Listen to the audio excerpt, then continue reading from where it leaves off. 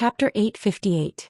Not long after Chu Luiwei walked out of the palace, she met Sun Qi, who was looking for her. "Miss Chu, my eldest young master invites you to Exinli Garden." Sun Qi's words were concise and polite. Chu Luiwei was suspicious. Why did Jiang Yuqing come to find her at this time? Into Exinli Garden? Chu Luiwei smiled. "Eldest young master Jiang should be very busy today. Why do you have time to find me? Is there an urgent matter? Shouldn't Jiang Yuqing be preparing for tomorrow's matters the day before the wedding? Could it be that the matter of the guqin had been discovered?" Chu Luiwei quickly rejected this idea as soon as it flashed through her mind. Impossible. She did what she did that day very secretly and didn't leave any hidden dangers. Even after that, she never used the peach blossom mark on her wrist in front of anyone. Or could it be that her identity as Shimu was exposed? That didn't seem very likely. These people didn't know about the transparent hellfire in the heavenly square cauldron. Moreover, no matter which of these two situations it was, Jiang Yuqing would definitely come to settle the score with her personally. He definitely wouldn't send Sun Qi over and be very polite. This subordinate doesn't know about this either. Sun Qi lowered his head slightly. "Please do me a favor, Miss Chu."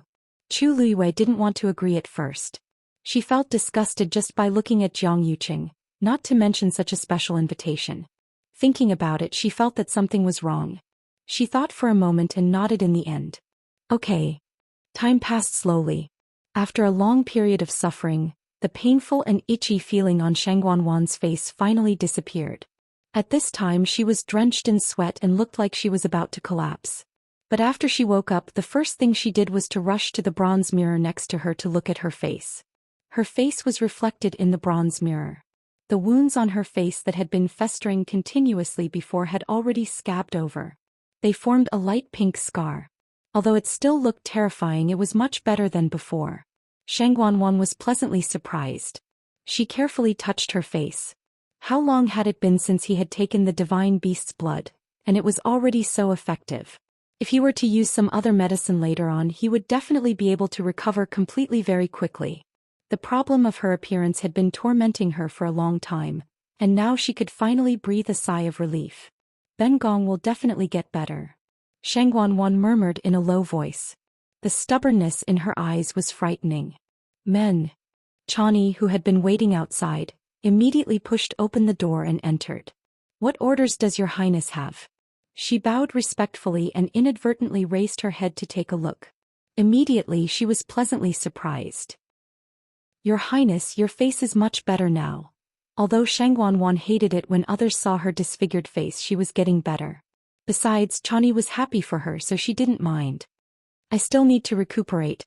Go and prepare first. Ben Gong wants to bathe and change clothes." Chani hurriedly said, "Yes. I'll go right away." Just as she was about to leave, Shangguanwan suddenly called out to her, her lips moving before she asked hesitantly, "What's wrong?" She pursed her lips and asked hesitantly, "Did Yuqing come back?" The smile on Chani's face instantly froze. Shangguanwan's heart suddenly turned cold. "Your highness, eldest young master didn't come back." Chani lowered her head and her voice became much softer. The room instantly fell into dead silence. Shangguanwan clenched her teeth and deep resentment flashed across her eyes. In the past, the two of them rarely quarreled, but in the past few months, he had become increasingly impatient with her. Today he even embarrassed her in front of so many people. She originally thought that he would come back to coax her, but it had been so long and he didn't react at all. "Your highness, eldest young master might have been busy recently, so he couldn't hold it in and said such harsh words to you." Chani saw that her expression was off and hurriedly mediated. "After all, eldest young master is also worried about his majesty. Besides, think about it. Tomorrow is the wedding and eldest young master definitely hopes to live happily in the future. Yet you said such things." Shangguanwan's mood finally eased a little. After thinking for a moment, she glanced at the sky outside. "Forget it. After I wash up, this consort will personally go find him." In the end, she still had him in her heart. She had already waited too long for tomorrow's wedding. She truly didn't want the two of them to fall out like this. At worst, she would just lower her head first. Jiang residence. It was already afternoon. Everyone in the Jiang residence had been busy the entire day, but the residence was still very lively. Everything was meticulously decorated, making it look very festive. Shang Guanwan changed her clothes and quietly came over.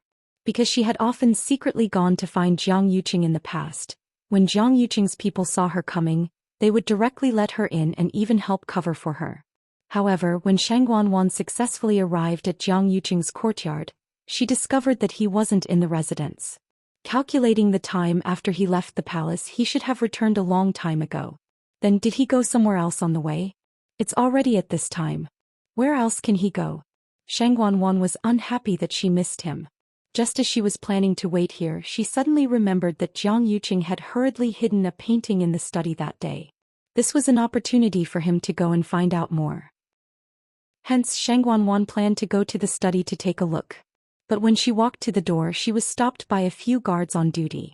"Your Highness, eldest young master has instructed that nobody can casually enter the study without his permission. Why don't you rest in the room at the side first?" Upon hearing this, Shang Guanwan chuckled. "I'm getting married to Yuqing tomorrow. Can it be that I can't even enter this study?" The guards looked at each other in dismay. They were also in a difficult position. Both parties were in a stalemate for a while before the few of them finally chose to let her in. After all, if Shang Guanwan's status was higher, they couldn't afford to offend her even more. Previously, she had directly entered the study a few times, so it shouldn't be a problem. Shang Guanwan then entered the study as she wished. Even though she didn't know everything here very well, she was rather familiar with it as she had been here quite a few times in the past. There were many books and paintings in the room, and most of them were extremely valuable. But perhaps because he had quite a few good items, Jiang Yuqing didn't really care about these. There were many valuable items casually placed on the table and bookshelf. Shang Guanwan was even more confused. According to Jiang Yuqing's judgment, what kind of painting could make him treasure it so much? She followed the scene she saw that day and walked to the side of the table. After searching for a while, she finally found the checkpoint and opened the secret compartment at the bottom. There was a wooden box lying quietly in the middle. Mobile users, please browse and read. A better reading experience comes from IUN. Chapter 859. Shang Guanwan's heart suddenly sped up and thumped loudly. She looked around vigilantly before carefully taking out the wooden box. Even Jiang Yuqing didn't know that Shang Guanwan had already figured out some of the mechanisms in his study. However, she had never done such a thing before. She knew that once Jiang Yuqing found out, he would definitely fly into a rage. But this time she was really too curious. Shang Guanwan carefully looked at the wooden box in her hand. This wooden box was made of agarwood and exuded a faint fragrance. The paint was smooth and the patterns were exquisite. It was very exquisite and luxurious. For some reason, the lock on the box wasn't stuck. Shang Guanwan thought that it was probably because he was in too much of a hurry to keep this thing that day and forgot to lock it. She held her breath and opened the wooden box. There was indeed a scroll of painting hidden inside. Shang Guanwan didn't know why, but she was so nervous that her palms were sweating. She had a premonition in her heart that Jiang Yuqing's secret might really be hidden in this scroll of painting. Then she took out the painting. This thing seemed to be quite old. Whether it was the scroll or the drawing paper, they all looked a little old. However, it was well preserved. It was obvious that its owner treasured it. Shang Guanwan didn't blink as she slowly unrolled the scroll of painting. When she saw the content clearly, Shang Guanwan's eyes suddenly widened. In the painting was a woman dressed in palace attire. She was standing by the lake. She seemed to have heard something. She turned around and smiled sweetly. She had snow-white skin, cherry lips, and bright eyes. Her attire set off her noble aura. However, this bright smile and the craftiness in her eyes made people's hearts beat faster. If she was originally as bright as the moon, cold and noble, then this smile instantly added a touch of smoke and fire. It made people feel as if they could reach out their hand and grab the moon from the sky. She was devastatingly beautiful and had a heavenly fragrance. That was probably it. However, what shocked Shang Guanwan wasn't that Jiang Yuqing had collected such a woman's portrait, but that the woman in the portrait was Shang Guanyu. It was the Shang Guanyu who used to be so high and mighty that it seemed unreachable. But in the end, it chose to sever its desires and fall into the abyss of death. With a thud, the painting fell from Shang Guanwan's hands. However, the woman in the painting was still smiling so beautifully. It was as if all the colors in the world had gathered on that one person. It was incomparable. In an instant, it was as if thunder had descended from the sky. Shang Guanwan's mind went completely blank. Her hands trembled uncontrollably, and she felt as if she had fallen into an ice cave. From the inside to the outside, from the top to the bottom, it was bone-chilling. She stumbled and bumped into a chair, almost falling to the ground. "No, that's impossible, that's absolutely impossible," Shang Wanwan murmured in a low voice. No one knew who she was trying to explain or who she was trying to convince. That was Shang Guanyu. That was Shang Guanyu. She knew that Jiang Yuqing used to like Shang Guanyu, but that was all in the past, wasn't it? He was the one who had poisoned her. He was the one who had kidnapped her and sent her to the ancestral hall. He was also the one who had personally attacked Shang Guanyu. He had forced her into a dead end. If he still cherished and missed Shang Guanyu, why would he do that? It was precisely because of those things that Shang Guanwan was convinced that Jiang Yuqing had completely lost all feelings for Shang Guanyu. However, it wasn't until now that she suddenly realized that everything she thought was wrong. Shang Guanwan's face was as pale as a ghost.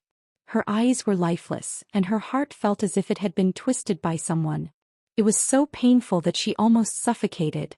She suddenly came back to her senses and hurriedly picked up the painting. Then she bit her lip and looked at it carefully. The Shang Guanyu in the painting looked a little young, as if she was only 13 or 14 years old. Shang Guanwan's heart skipped a beat. He remembered now. This palace dress was indeed the one that Shang Guanyu wore when she was 14 years old. She was born as an imperial concubine, so her hairpin ceremony was naturally very grand. Shang Guanwan could still clearly remember that many people came to the palace that day. Everyone was laughing and praising Shang Guanyu. Shang Guanyu, who had just turned 15 years old, was actually just a budding young girl, but she had already attracted the admiration of countless people. Some people were born to be favored by the heavens and were the center of attention. Shang Guanyu was such an existence. Why did Jiang Yuqing have such a painting? Shang Guanwan's gaze shifted slightly and she saw the inscription at the bottom of the painting. It was a small line of words.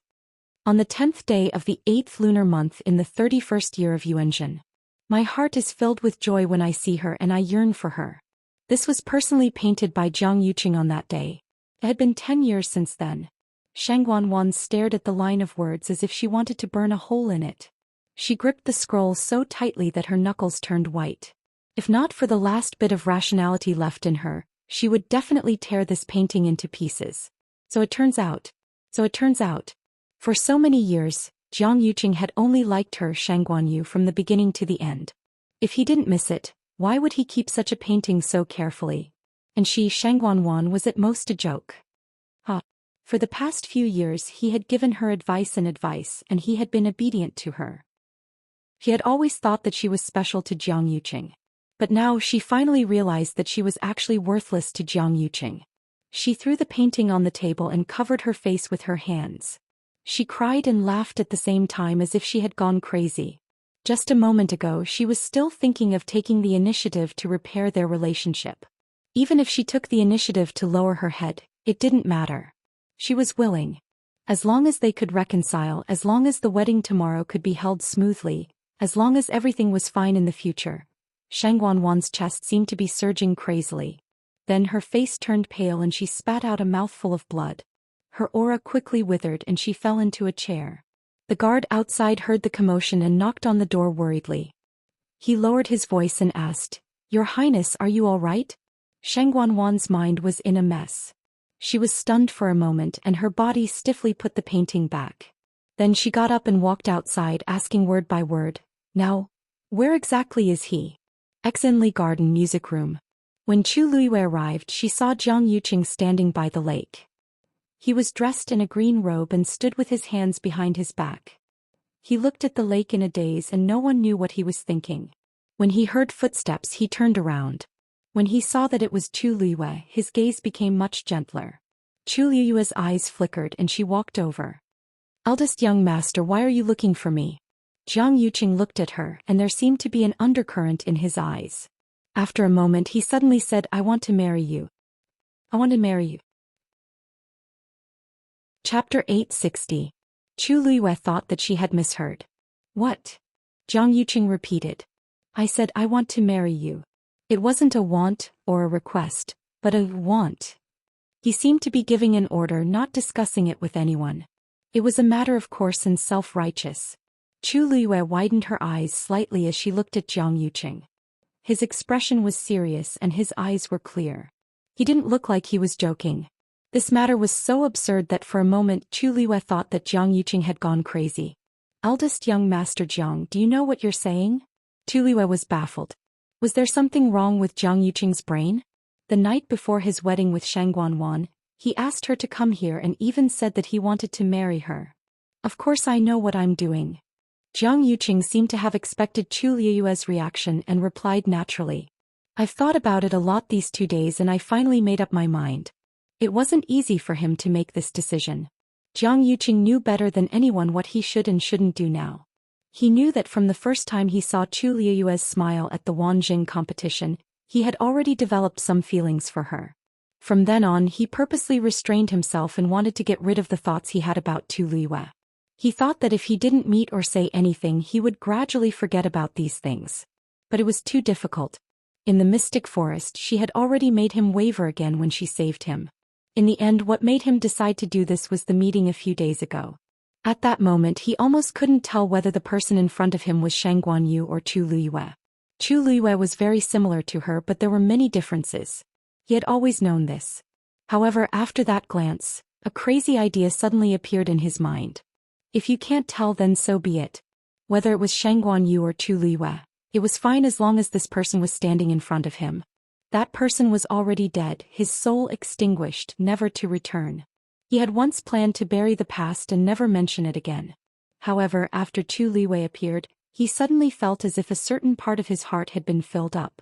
He had seen countless beauties of all shapes and sizes.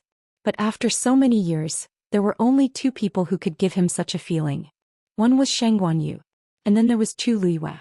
Fortunately, Chu Liyue came from a humble background and was not as high and mighty as that person, who was as high as the clouds and as unreachable as the sun. You just have to stay by my side. I can give you whatever you want. Jiang Yuqing said seriously. This was not a mirage of an alliance but an actual promise. Given his status, he indeed had the confidence to say such a thing. Seeing Jiang Yuqing's confident look, Chu Liyue was so angry that she laughed. Young Master Jiang, I'm afraid you don't remember some things clearly. Let me remind you. First, you're going to marry the 3rd princess tomorrow. If you do this, what will you do to the 3rd princess? Second, your status will change again tomorrow. From now on, you will be the 3rd princess's husband and her subject. I don't think I need to tell you how to write the word loyalty. Third, from the beginning to the end, you didn't seem to ask for my opinion. Isn't this a little too arbitrary? Chu Liyue raised her chin slightly, and her red lips curved into an extremely cold smile. Also, you really can't give me what I want. It was already evening. The sun was setting in the west, and the setting sun reflected the sky into a warm orange color. The night wind of early summer still carried a trace of heat.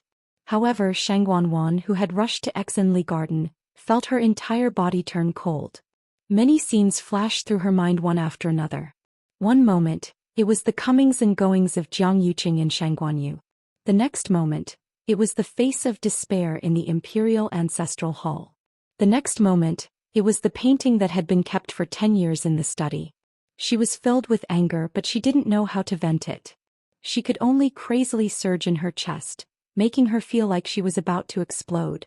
At this moment she only had one thought in her mind: find Jiang Yuqing and ask him clearly. When the guards of Exenli Garden saw Shangguanwan, they were all shocked and hurriedly bowed. Greetings to the 3rd princess. What was she doing here at this time? Where's Jiang Yuqing? Shangguanwan asked coldly. Seeing that her expression was very ugly, the guard didn't dare to hide anything and immediately said, Eldest young master is in the zither room of Thousand View Garden. This subordinate will send someone to inform. Before he could finish his sentence, Shangguanwan had already rushed over. 3rd princess. The 2 guards wanted to stop her but they didn't dare to. Although Exenli Garden had always been managed by Jiang Yuqing, it was still the territory of the Tianling imperial family. If Shangguanwan wanted to enter, who would dare to stop her? The 2 of them looked at each other and saw the doubt and uneasiness in each other's eyes. Could the 3rd princess be going to find trouble with eldest young master? Could it be that she's going to make a big scene? Shangguanwan didn't stop and kept walking forward. When she thought about how he was actually in that place right now, the hatred in her heart deepened. Of all places to go, he just had to come to the zither room. In the past, she thought that Jiang Yuqing was guarding this place strictly because she had harmed Shang Guanyu. Now that she thought about it, he probably treasured the place she had stayed in before.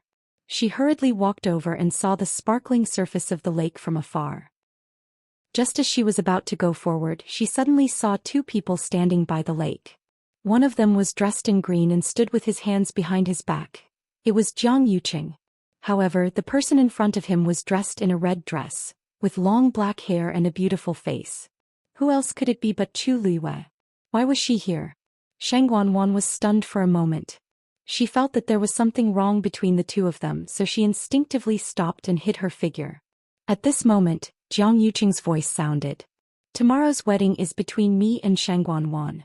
You don't have to worry about whether I've let her down or not.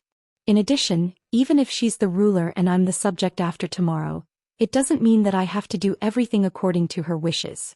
Finally, I think that marrying me will definitely bring you more benefits than disadvantages. There are countless women in the Tianling dynasty who want to cling to me, but they can't compare to you. Not you. Therefore, I only said what I said just now to you. If you insist, then I'll ask you again. I want to marry you. Are you willing? Shang Guanwan suddenly covered her mouth. Chu Luiwei narrowed her eyes and suddenly smiled. Her expression was originally cold, as if covered with a thin layer of ice, but her smile instantly bloomed like thousands of flowers. The afterglow of the setting sun shone on her snow-white face. She was beautiful and peerless, and her eyes were as bright as stars. I don't want to. She smiled. I have someone I like. Mobile users, please browse and read. A better reading experience comes from Love Network. Chapter 861. Jiang Yuqing was suddenly stunned. How familiar was this scene? Once upon a time that person was also like this. Here she told him with a smile that her heart already belonged to someone else. The same place, the same words, the same smile. The only difference was that when that person said this to him in the past, he didn't even have time to express his feelings. But now he put down his attitude and sincerely asked Chu Luiwei to be with him, but he was also rejected. For a moment, Jiang Yuqing almost mixed up the two scenes. He couldn't tell whether the person in front of him was Chu Luiwei or Shang Guanyu. Something suddenly surged from the bottom of his heart. He grabbed Chu Luiwei's wrist. That won't do. Chu Luiwei easily dodged. Although Jiang Yuqing's cultivation level was higher than hers, after the experience in the Red Moon Desert, her movement technique had improved too much. It wasn't difficult to deal with Jiang Yuqing. Chu Luiwei took a step back and raised her eyebrows slightly. The smile on her face faded a little. Eldest young Master Jiang, please conduct yourself with dignity. The disgust and disdain that flashed through her eyes suddenly pierced Jiang Yuqing's heart like a steel needle. The resentment that had been suppressed for many years suddenly gushed out. It almost went to Jiang Yuqing's head. He almost blurted out angrily, I won't allow it. You can't like anyone else except me. Jiang Yuqing's sudden outburst surprised Chu Luiwei. In her impression, Jiang Yuqing rarely became so angry no matter what the situation was. Even when he was harming people, his expression was always calm and collected. Why did it seem like he had been provoked? Chu Luiwei became vigilant and took another step back. She frowned and said coldly, liking someone can't be forced. Jiang Yuqing, wake up. Jiang Yuqing's heart trembled for some reason when he saw her getting angry.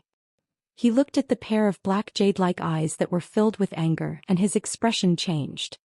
He opened his mouth, but his voice lowered again. Ah, you don't be angry. He murmured in a low voice as if he was begging her. He reached out his hand to pull her again. Chu Luiwei felt that Jiang Yuqing was really crazy. What was he doing? Ayu, who was he calling? A deep sense of disgust arose in her heart and she turned around to leave. However, at this moment, a voice filled with anger and resentment came from the side. Jiang Yuqing. Chu Luiwei looked up. Ah, what a coincidence, the person who came was Shang Guanwan. Just now, when she was arguing with Jiang Yuqing, she didn't notice that someone had come. From the looks of it, she must have heard a lot of things just now, right? However, no matter how much she heard, Jiang Yuqing's every word was like a sharp knife to her, ruthlessly stabbing into her heart. This sharp roar finally brought Jiang Yuqing back to his senses. He looked at his empty hand. Chu Liwei stood to the side far away from him. Her entire body was filled with disgust for him, as if looking at him any longer would dirty her eyes. He suddenly felt a sharp pain in his heart. It was like this in the past and it was still like this now. The emotions in his eyes quickly turned cold. He looked at Shang Guanwan and asked coldly, "Why are you here?" Shang Guanwan sneered. "This consort is the third princess, and this Exenli garden is an imperial garden. Why can't this consort come here? But you, Jiang Yuqing, we're getting married tomorrow. But what are you doing? You're actually asking to marry another woman? Jiang Yuqing, do you even have a heart?" Only she knew how much her heart hurt when she heard those words just now. She thought that her heart had already become numb after seeing that portrait. However, when she came here and heard how he treated Tu Liwei, she realized that it could be even more painful. It was as if someone had grabbed her heart, pulled it out, threw it on the ice and ruthlessly trampled on it. Ridiculous. Ridiculous. Jiang Yuqing frowned as he looked at the hysterical Shang Guanwan. He had already sent away the nearby guards in advance. He originally wanted to have a good talk with Chu Liwei, but he didn't expect that Shang Guanwan would barge in and make such a scene. Calm down. As a princess, what's the difference between you and a shrew if you make such a scene? Jiang Yuqing coldly reprimanded. These words completely ignited the anger in Shang Guanwan's heart. "Ah, shrew? You called me a shrew?" Shang Guanwan pointed at her own nose as if she had heard the funniest joke in the world. She shrieked, "Jiang Yuqing, you betrayed me first." Then she fiercely pointed at Tu Liwei next to her. "What's so good about this slut that she's worth it for you to do this? She's just a lowly thing, but you actually treated me like this for her." Chu Liwei narrowed her eyes dangerously. However, before she could do anything, Jiang Yuqing took the lead to speak coldly. "Shang Guanwan, watch your words. Don't forget your status." Shang Guanwan suddenly laughed. Her facial features were distorted and her eyes were crazed. She slowly said, "Jiang Yuqing, do you think I don't know what you like about her? Isn't it because she looks 50% similar to Shang Guanyu?" Jiang Yuqing's heart thumped. His voice was stern. "What nonsense are you talking about?" However, Shang Guanwan turned a blind eye to his anger. Instead, she turned her head to look at Tu Liwei with a mocking gaze. "Chu Liwei, do you think he's sincere to you? You're just a substitute. Your eyebrows and eyes are exactly the same as my short-lived elder sister, Shang Guanyu. He can't forget that person. Now that he's looking for you, you're just a substitute." Shang Guanwan. Jiang Yuqing felt that something was wrong. He quickly stepped forward, grabbed Shang Guanwan's hand and was about to leave. "Your brain is muddled. I'll take you to clear your head." Shang Guanwan flung his hand away. "Don't touch me. I'm very clear-headed." Her eyes were red and she looked embarrassed. She stared at Jiang Yuqing and sneered. Finally she whispered, "Jiang Yuqing, what are you afraid of? Are you afraid that she'll find out that you're just treating her as a substitute for Shang Guanyu? Or are you afraid that people will find out that you're still obsessed with Shang Guanyu even though you're getting married to me tomorrow? Or are you most afraid that people will find out that you've liked Shang Guanyu for 10 years, but in the end you personally..." Slap. There was a loud slap in the face. Shang Guanwan staggered and fell to the ground. Half of her face quickly turned red and swollen, and blood seeped out of the corner of her mouth. It was obvious how hard that slap was. Jiang Yuqing looked down at her with a murderous look in his eyes. "Shang Guanwan, you're crazy." Chu Liwei stood at the side and watched this scene with a cold expression. It was as if she was watching a show that had nothing to do with her. Looking at the two hysterical people who were at each other's throats, she suddenly curled her lips and looked at them coldly. How laughable. The scene from 2 years ago was happening again. But this time, everyone's identities were reversed. The pain that they had inflicted on her in the past was slowly being exacted back on them. Mobile users, please browse for a better reading experience from Love Network. Chapter 862. She hadn't done anything yet, but the two of them were already fighting among themselves. It was finally their turn to experience the bone-piercing pain of betrayal that she had experienced back then. Chu Liwei tucked the loose strands of hair on her cheeks behind her ears, looking like she was ready to watch a good show. If it were anyone else, they would definitely want to leave immediately after seeing this scene. After all, the two people who were fighting were the Honorable Third Princess and Jiang Yuqing, who had the power to overturn the imperial court. Anyone who had anything to do with these two people would probably get into trouble. The more they knew, the more dangerous it would be.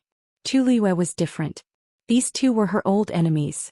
She couldn't be happier to see them causing such a ruckus. What was there to be afraid of? The ones who should be afraid were these two people. Jiang Yuqing's slap made Shangguanwan see stars before her eyes, and a strong smell of blood instantly surged up between her lips and teeth. But this time she finally regained some of her rationality. Chu Liyue was still standing next to them. If she really revealed everything just now, the consequences would be unimaginable. Shangguanwan covered her face. Her heart was filled with lingering fear, and her eyes were filled with regret. Jiang Yuqing looked down at her condescendingly. In his heart he really wanted to kill her. Shangguanwan had always been impulsive, reckless, arrogant, and willful. In the past 2 years her temper had become worse and worse. He had been enduring it all this time, but he didn't expect her to be brainless to this extent. If he hadn't stopped her in time, would she have loudly told everyone what they had done? Although Jiang Yuqing liked Chu Liyue, he had never thought of telling her these things. Such a confidential matter involved many people. If they weren't careful, they would die. However, Shangguanwan almost revealed everything. "Guards!" Jiang Yuqing ordered.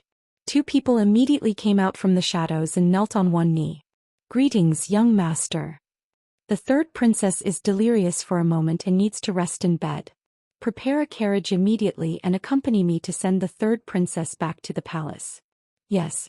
The 2 guards didn't dare to say anything and just followed Jiang Yuqing's instructions. Shangguanwan wanted to say something, but Jiang Yuqing grabbed her wrist and pulled her up from the ground. She was a little scared and stepped back to hide. The look in Jiang Yuqing's eyes just now was too frightening. Moreover, when she thought about how Jiang Yuqing had been infatuated with Shangguanyu for 10 years and still couldn't forget her, she felt as if she had swallowed a fly. She felt extremely nauseous. Jiang Yuqing tightened his grip on her hand that was trying to break free. He gave her a warning look, but his tone was much gentler. You seem to be sick. I'll take you back to the palace to have a good rest." Shangguanwan was both disgusted and afraid. Her wrist hurt from his grip, but she didn't dare to be presumptuous and didn't dare to say a word. Jiang Yuqing was satisfied and turned to look at Chu Liyue. "I've let you see a joke. Just pretend that today's matter never happened." He didn't want to kill Chu Liyue. Besides, Chu Liyue now had a mythological beast and a dancing lotus. His status was different from before and couldn't be easily touched. Chu Liyue nodded in understanding. He didn't say anything else and directly left without looking sideways. He didn't even look back after walking far away. When Chu Liyue's figure finally disappeared, Jiang Yuqing looked coldly at Shangguanwan. "What do you know?" His voice was cold and merciless, as if he was interrogating a prisoner. Shangguanwan shivered and turned her head away. I don't know anything." Jiang Yuqing squeezed her wrist and her bones creaked. Shangguanwan was in so much pain that her face turned pale. "Speak." It hurts. I'll tell you." Shangguanwan finally couldn't take it anymore. She braced herself and shouted, "I went to your study." Jiang Yuqing instantly understood, and his expression became extremely dangerous. "You touched my painting?" Shangguanwan had never heard him speak to her in such a tone. She felt wronged and resentful, but there was also a deep fear in her heart. Tears flowed down her cheeks. "I did touch it. I saw your painting." "So what?" "Jiang Yuqing, from the beginning to the end, you only loved Shangguanyu. You admired her for 10 years, but what did you do to me?" Jiang Yuqing looked at her expressionlessly. "There's no point in saying all this. For the sake of tomorrow's wedding, I'll let you go this time. But don't let me know that you did such a thing again. I'll send you back later. Prepare well. Don't make any mistakes tomorrow. As for everything that happened today, you'd better never mention it again." Shangguanwan smiled bitterly. "Jiang Yuqing, what am I in your eyes? But if you really treat her so well, why did you ask me to deal with her? Don't forget you were the one who forced her into a dead end." Jiang Yuqing suddenly leaned closer, pinched her chin and said word by word, "I did those things. You don't have to remind me over and over again. If you must have an answer, then I'll tell you. I've never compared you to her. I can kill her and I can kill you even more, understand?" After saying that, he shook Shangguanwan's face away. Shangguanwan lowered her head, and the hatred in her heart kept surging. But in the end she still said, I understand. Tomorrow's wedding. Everything will go according to your plan. Tianling Dynasty 41st year of Yuanzhen June 6th. Third Princess Shangguan Wan and the eldest son of Grand Tutor Jiang Lizhua, Jiang Yuqing, were getting married. Digression. At 6 o'clock, mobile users please browse and read. A better reading experience comes from AI. Net. Chapter 863. The third princess's wedding and coronation ceremony was naturally a joyous occasion for the entire nation. The entire Xiling city had been bustling with activity since 3 days ago. On the 6th day of the 6th month, everyone's enthusiasm reached its peak. On the streets, red satin fluttered, and almost every household hung red lanterns for celebration. Ever since the crown princess passed away 2 years ago, the huge Xiling city had never celebrated so wildly. Countless people flooded the streets and there were cheers and laughter everywhere.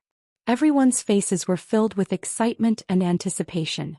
They wanted to see what kind of grand wedding it was and at the same time, share in the joyous atmosphere. The streets leading from the Jiang mansion to the imperial palace had long been divided into 2 groups of black cavalry, each guarding strictly. The red brocade spread out for miles. Golden auspicious clouds were embroidered on it, and under the morning sun, it shone brightly, luxurious and imposing. Ordinary princesses' weddings were not qualified to use such a spectacle. But today Shangguan Wan was going to ascend to the throne as the empress. As the empress, she naturally could afford to use these. In front of the Jiang mansion, 108 strings of firecrackers sounded in succession. Fireworks flew in the air, and a thick layer of fireworks covered the ground inside and outside the Jiang mansion. A snow-kicking black-headed foal appeared in front of the Jiang mansion. This was an 8th-grade demonic beast with a strong body and strong limbs. Its entire body was pure black and only its 4 hooves were snow-white as if it was flying through the snow. Its fur was without a trace of impurities, and its eyes were blue-green as clear and clean as turquoise stones. Amidst countless people's anticipation, Jiang Yuqing finally walked out at 9 a.m. Today he wore a red brocade robe and his hair was tied up with a white jade crown. He was originally a famous handsome man in Xiling City, and today's attire made him look tall and slender, with sword-like eyebrows and starry eyes, very handsome. Therefore when he came out it immediately attracted a series of low exclamations from the crowd. Many women looked at him with bright eyes and blushed cheeks, their faces full of unconcealable adoration. Whether it was background, appearance or talent, Jiang Yuqing was definitely the best. Such a person, only the imperial princess is worthy of such a person. A low murmur of discussion came from the crowd. I don't think it's that good to have a marriage alliance with the royal family. Especially when he was with the third princess, he was even less free. First, it's the etiquette between a ruler and his minister, and then the way of husband and wife. That may be the case, but from today onwards the status of the entire Jiang family will rise by a level. Even eldest young master Jiang himself will have more say in the imperial court. There are many people in the world who want such a good thing. Exactly. Previously he already had a lot of power in his hands, but he didn't have a suitable identity. As time passed it was inevitable that people would criticize him. But as long as he marries the third princess, won't all of this be natural?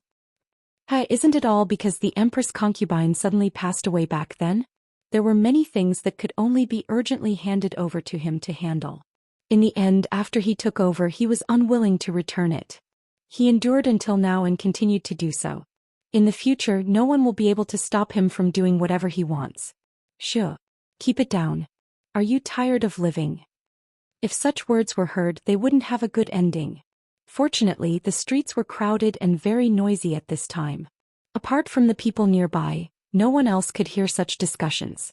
Jiang Yuqing walked to the front of the snow-kicking black-headed colt, leaped and easily mounted the horse. Behind him, the ceremonial team had already finished their preparations. They carried mahogany chests filled with all kinds of treasures and lined them up one after another. There was almost no end in sight. Apart from the Jiang residents that prepared the betrothal gifts, no one could guess how rich the items inside were. Jiang Yuqing lightly kicked the horse's belly, and it immediately moved forward. Gongs and drums were beating on the streets and ceremonial music sounded. Jiang Yuqing led his people towards the imperial palace. The crowd surged along with him. From afar the array was astonishing. Because today's wedding ceremony was a little special and was held in the Longquan Palace in the Imperial Palace. All the important figures of the Tianling dynasty directly entered the palace and waited for Jiang Yuqing's arrival. Jiang Yuqing sat high on the horse. When he raised his head he could see the heavy and majestic Imperial Palace. His expression was calm and an undercurrent flashed through his eyes. He had imagined such a scene many times. In the end, after so many years, it finally came true. But standing at the end of this palace road, waiting for him behind the door, was already another person. But that was not important. What he had to do was to cross that door. As for who the person behind the door was, it was not important.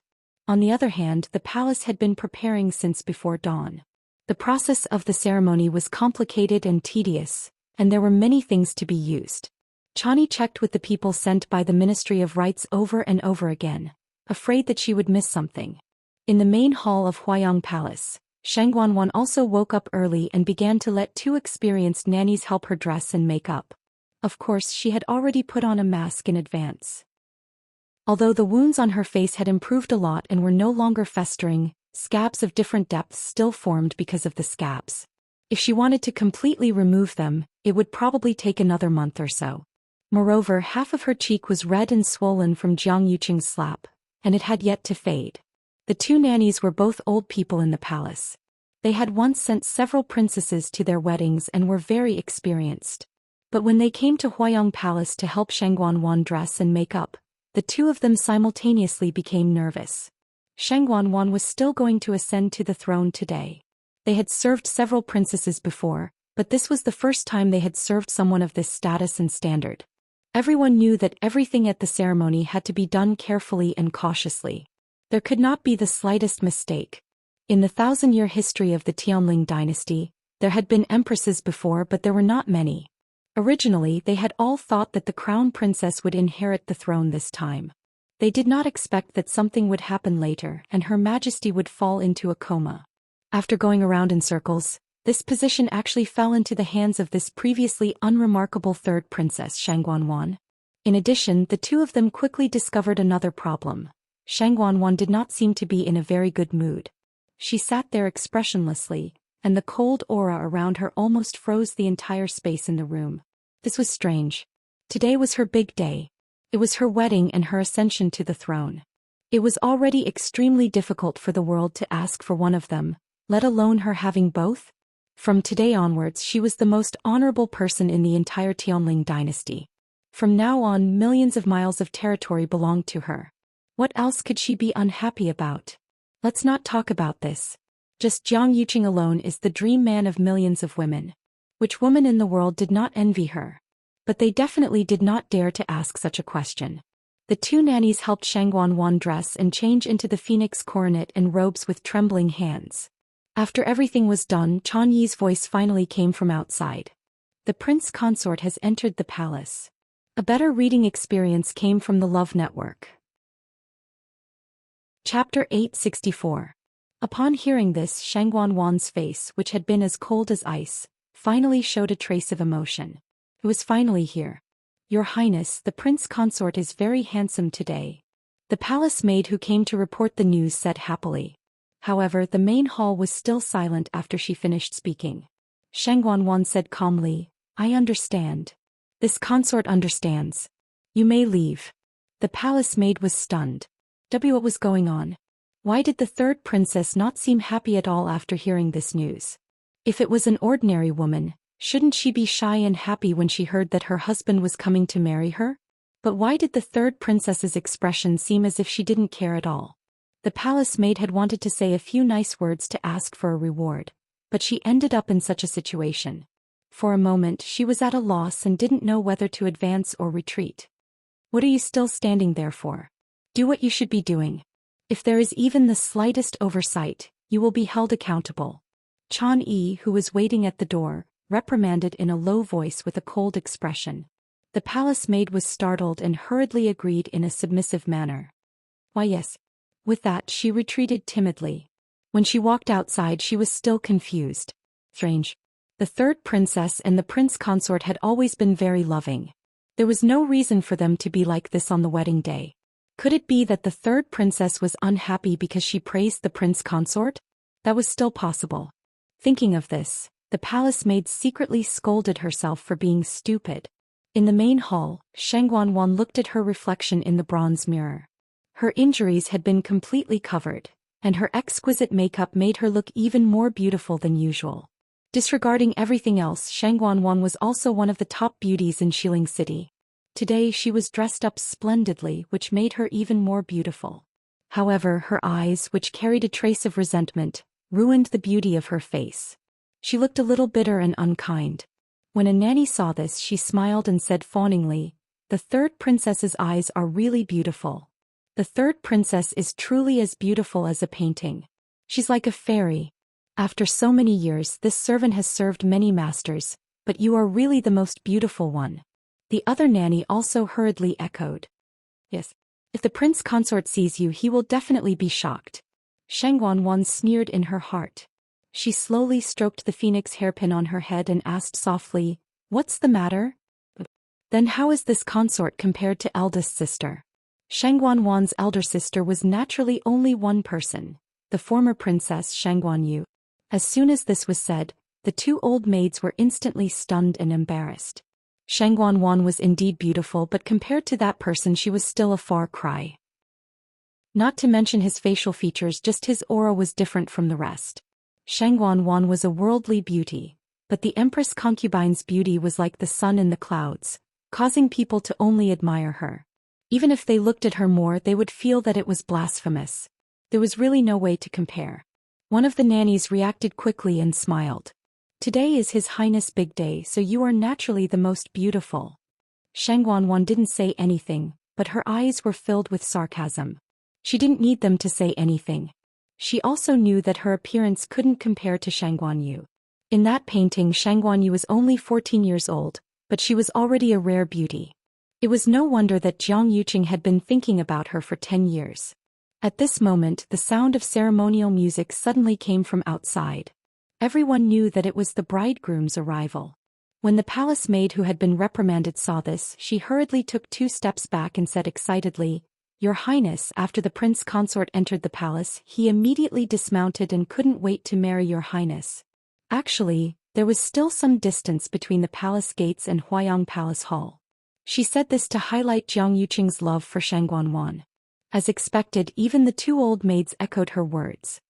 "It seems that the prince consort is deeply in love with Your Highness. He can't wait to welcome you back." Shangguan sneered in her heart when she heard this. Deeply in love?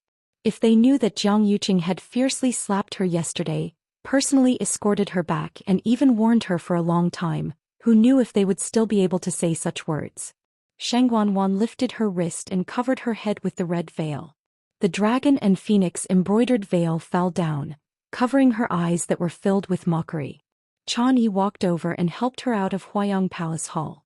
Jiang Yuqing had already arrived outside the hall with his men.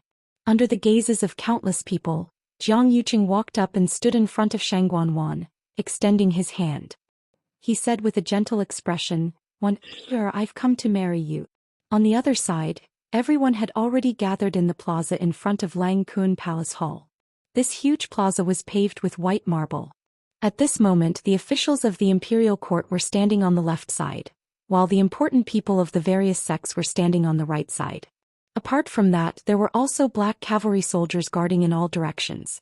There was still a red carpet in the middle, and it extended all the way up, crossing the 9 steps and reaching the entrance of Lang Kun Palace Hall.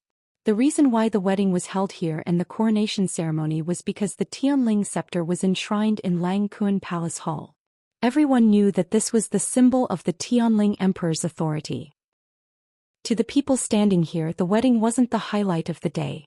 They were more concerned about whether Shangguan could successfully walk up the 9 steps, enter Lang Kun Palace Hall, and pick up the Tianling scepter. The steps that went up were engraved with dragon patterns, which were majestic and dignified.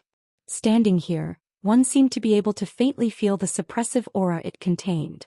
If this place was already like this, then the power of the Tianling scepter in Lang Kun Palace Hall was naturally even more unimaginable. As expected of a grand ceremony, this lineup is really grand. The people from Dragon Teeth Mountain and Chongshu Pavilion stood next to each other, so Mu Hongyu ran over to Chu Luiyue and the rest. Seeing this, she couldn't help but speak softly. Ran blinked and said, "What's this? Hongyu, you haven't seen anything more powerful." Mu Hongyu was a little surprised. More powerful? This was Shangguan Wan's wedding and coronation ceremony. It was extremely grand. Logically speaking, this should be the highest standard. How could there be anything more powerful than this? Yes. Back then, Ran paused and looked around carefully. Then she lowered her voice and said, "Back then when the Empress came of age it was even grander than this. Later when the Empress toured the borders there was also the imperial court. Which one of them wasn't more powerful than this?" Mu Hongyu widened her eyes in shock. That Empress is really so powerful?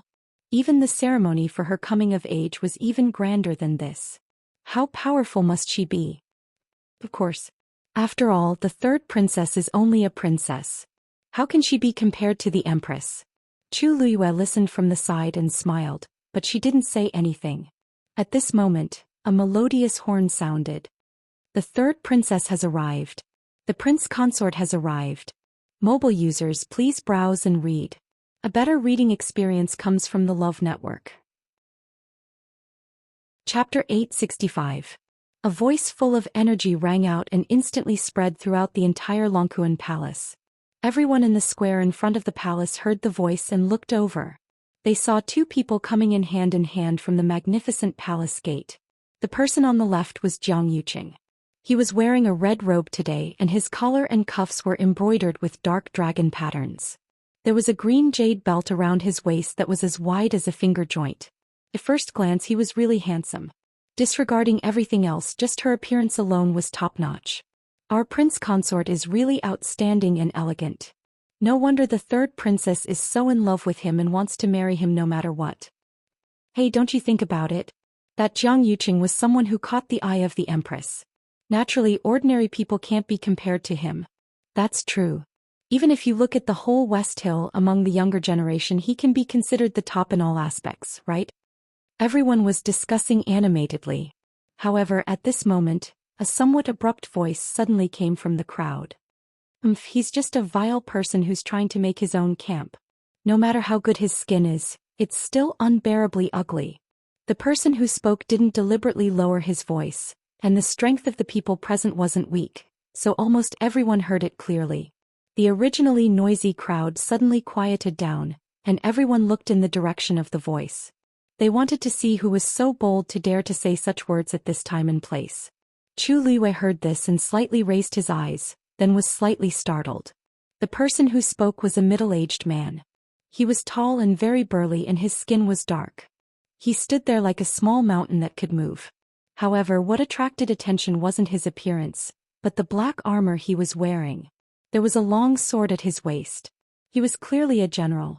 In the entire Tianling dynasty, there were very few people who could openly carry a sword into the palace. Of course, the most important thing was that he was standing in front of the officials, showing his high status. When they saw that it was this man who spoke, some people who originally wanted to watch the show quickly withdrew their gazes. They actually forgot about this killing god. He was the commander of the Black Cavalry, Meng Jingji. Speaking of this person, he was extremely famous. Almost everyone in the Tianling dynasty, regardless of their age, knew that this valiant general had been stationed at Shijiang for decades and had made outstanding military achievements. Although he did not return to the West Hill often, his name was still enough to intimidate people. If it wasn't for the fact that the third princess wanted to ascend the throne, he wouldn't have rushed back. Now that Jiang Yuqing was in control of the court and held great power, the only person who dared to publicly insult him like this was probably Meng Jingji, who held military power. "General Meng, what do you mean?" Jiang Lizhua was the Grand Tutor, one of the three dukes. He also stood in front of the officials, only a few steps away from Meng Jingji. When he heard this, his expression immediately turned ugly. Meng Jingji sneered. Not only did he not back down in the slightest, he continued to speak. "What? Did I say something wrong?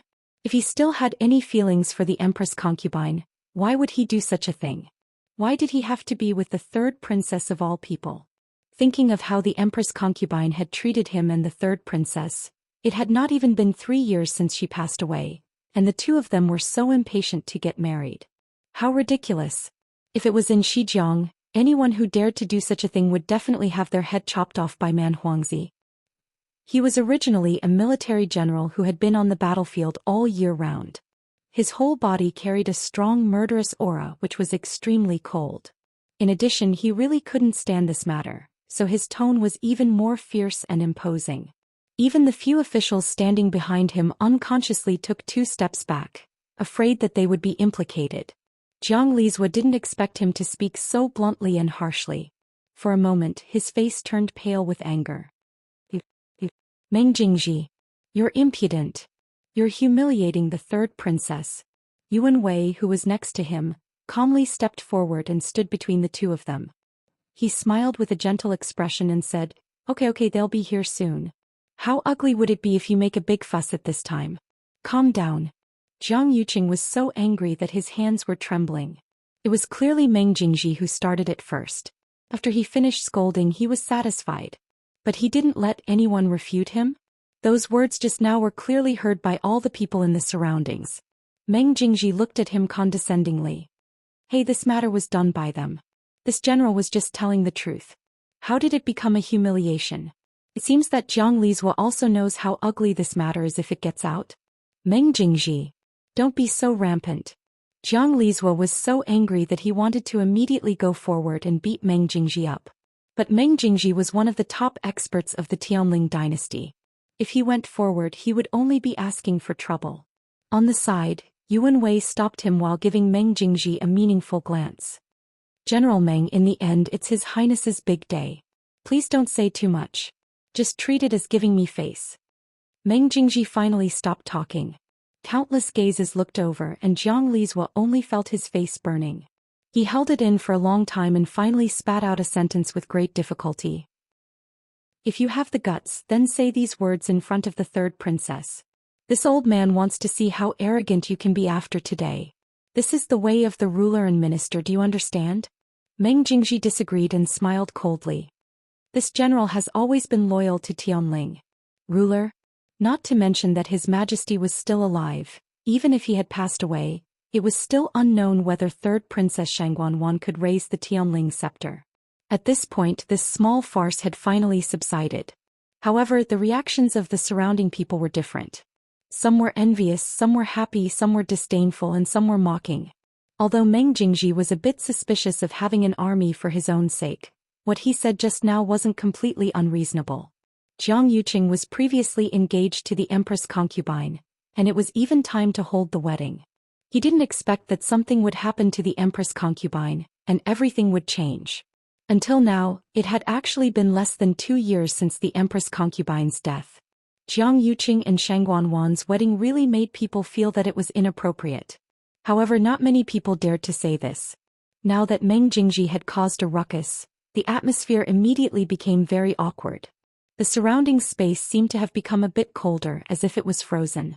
Chu Luiyue glanced at Meng Jingji, her heart filled with mixed feelings. Because she never thought that Meng Jingji would actually speak up for her. In her impression, she had only seen Meng Jingji a few times, and he always had a dark face and looked very fierce. In addition, she had supported Mu Qinghe to be the deputy general of the Black Cavalry, so to a certain extent she had divided up Meng Jingji's power. She had always thought that Meng Jingji didn't have a good impression of her. She didn't expect that. The newcomer has arrived. Give your first greeting. Ascend the steps of the 9th heaven. Mobile users, please browse and read. A better reading experience comes from Love Network. Chapter 866. At this moment, Jiang Yuqing and Shangguanwan had already walked over hand in hand and stood in the middle of the square in front of the hall. All the discussions had dissipated at this moment. Countless gazes were focused on the 2 of them. Shangguanwan was also dressed splendidly today. Her bright red phoenix tail trailed behind her. With every step she took, the golden threads buried in the cloud brocade material sparkled. Even though she was still covered with a veil and no one could see her appearance, just by looking at her attire, they could tell that she was very luxurious. Next, the 2 of them would walk up the 9 steps together and formally bow in front of Longkuan Hall. Logically speaking, since His Majesty was still alive, he should be waiting for the 2 of them in front of the door. However, because he was still unconscious, this step was omitted. Jiang Yuqing and Shang Guanwan held hands tightly and stood side by side, looking like a perfect couple. Let's go. Jiang Yuqing tilted his head slightly with a smile on his face. His voice was also very gentle. It was as if the woman beside him was the love of his life.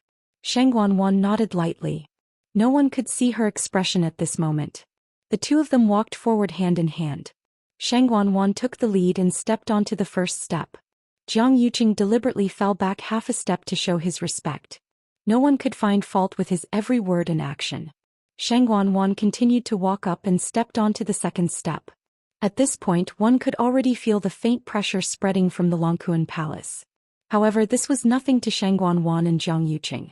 The two of them walked up step by step and the pressure on their bodies also became heavier and heavier.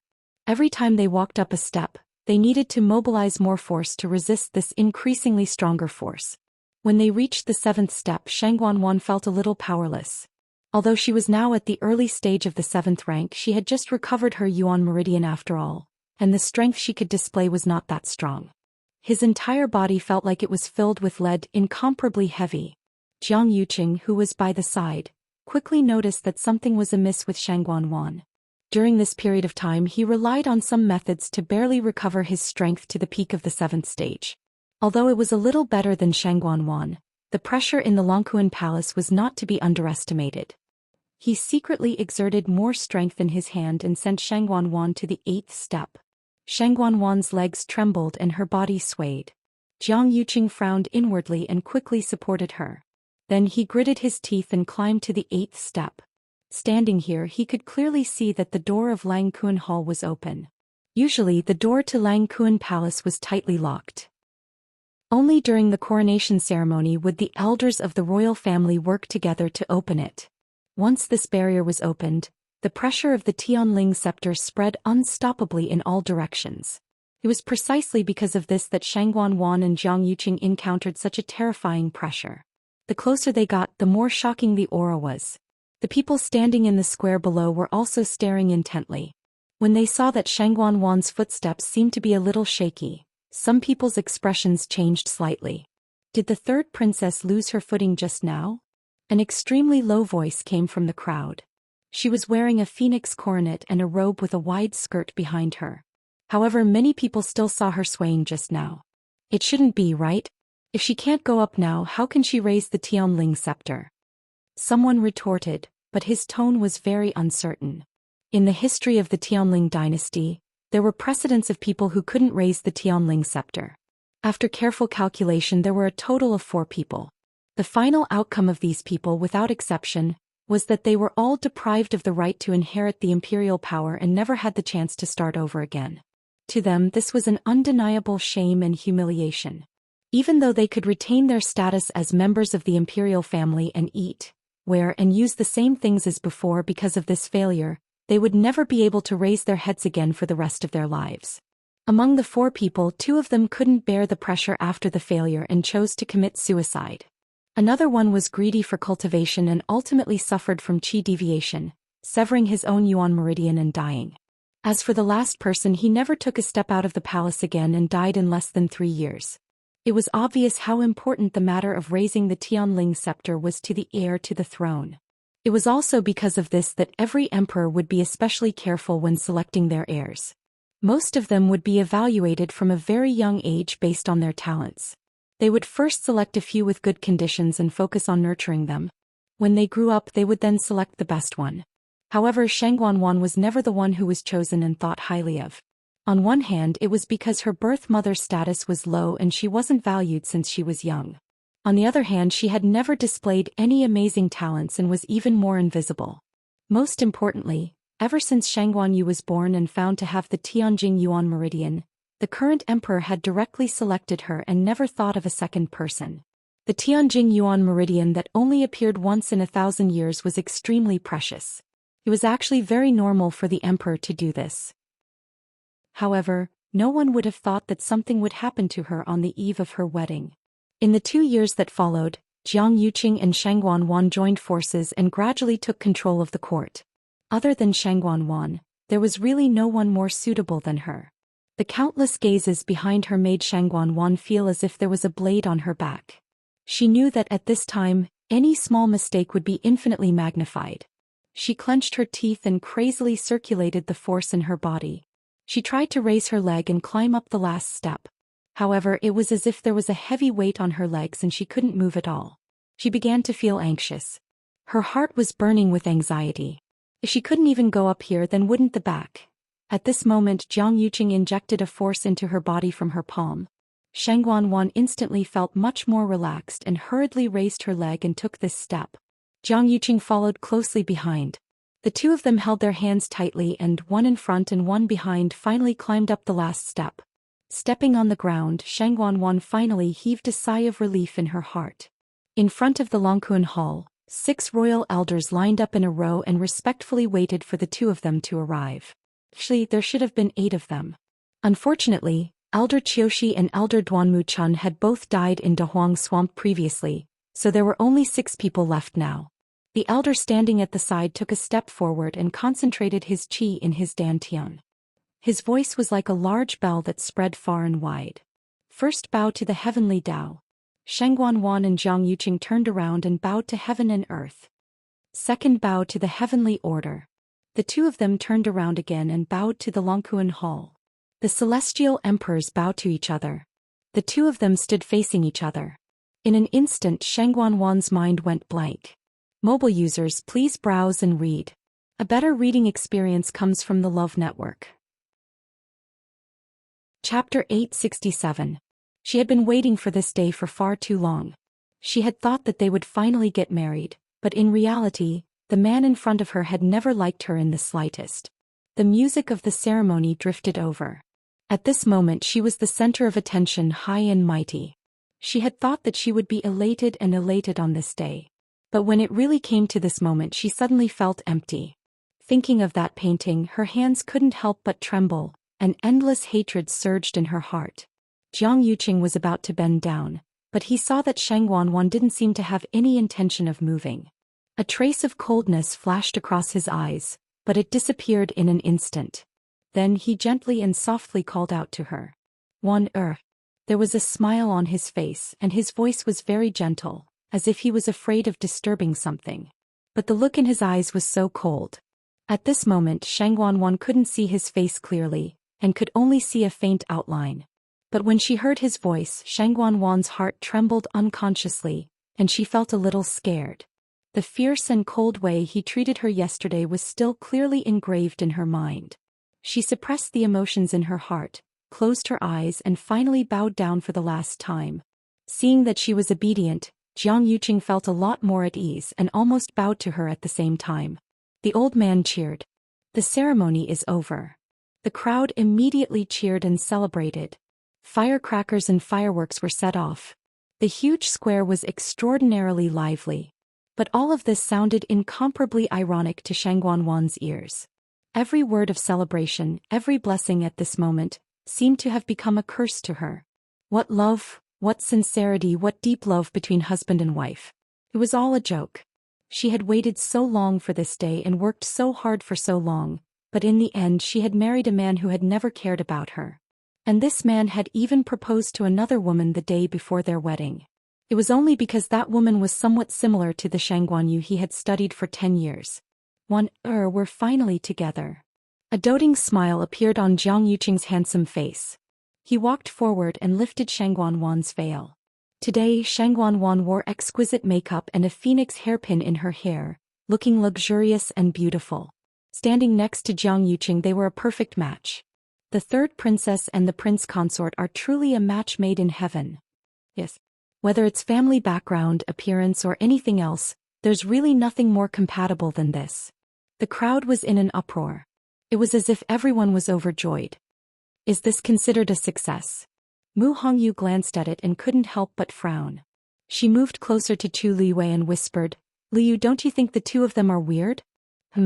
What was strange about it? That's right. Oh, I don't know what to say. Anyway, I just feel that the two of them don't seem very happy. Although they're standing together, they seem to be a little distant from each other. In short, it's a little strange. They don't seem to be a good match. It wasn't that she hadn't seen people get married before. Although the occasion wasn't so grand, Most of the people who got married were very affectionate. Just by looking at each other without saying anything, one could tell that they were really in love. However, Shang Guanwan and Jiang Yuqing didn't feel that way. Chu Luiyue smiled slightly.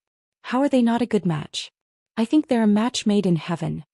Seeing the two of them standing on the steps and bowing to get married, she felt a burst of joy in her heart. Fortunately, she didn't marry Jiang Yuqing back then.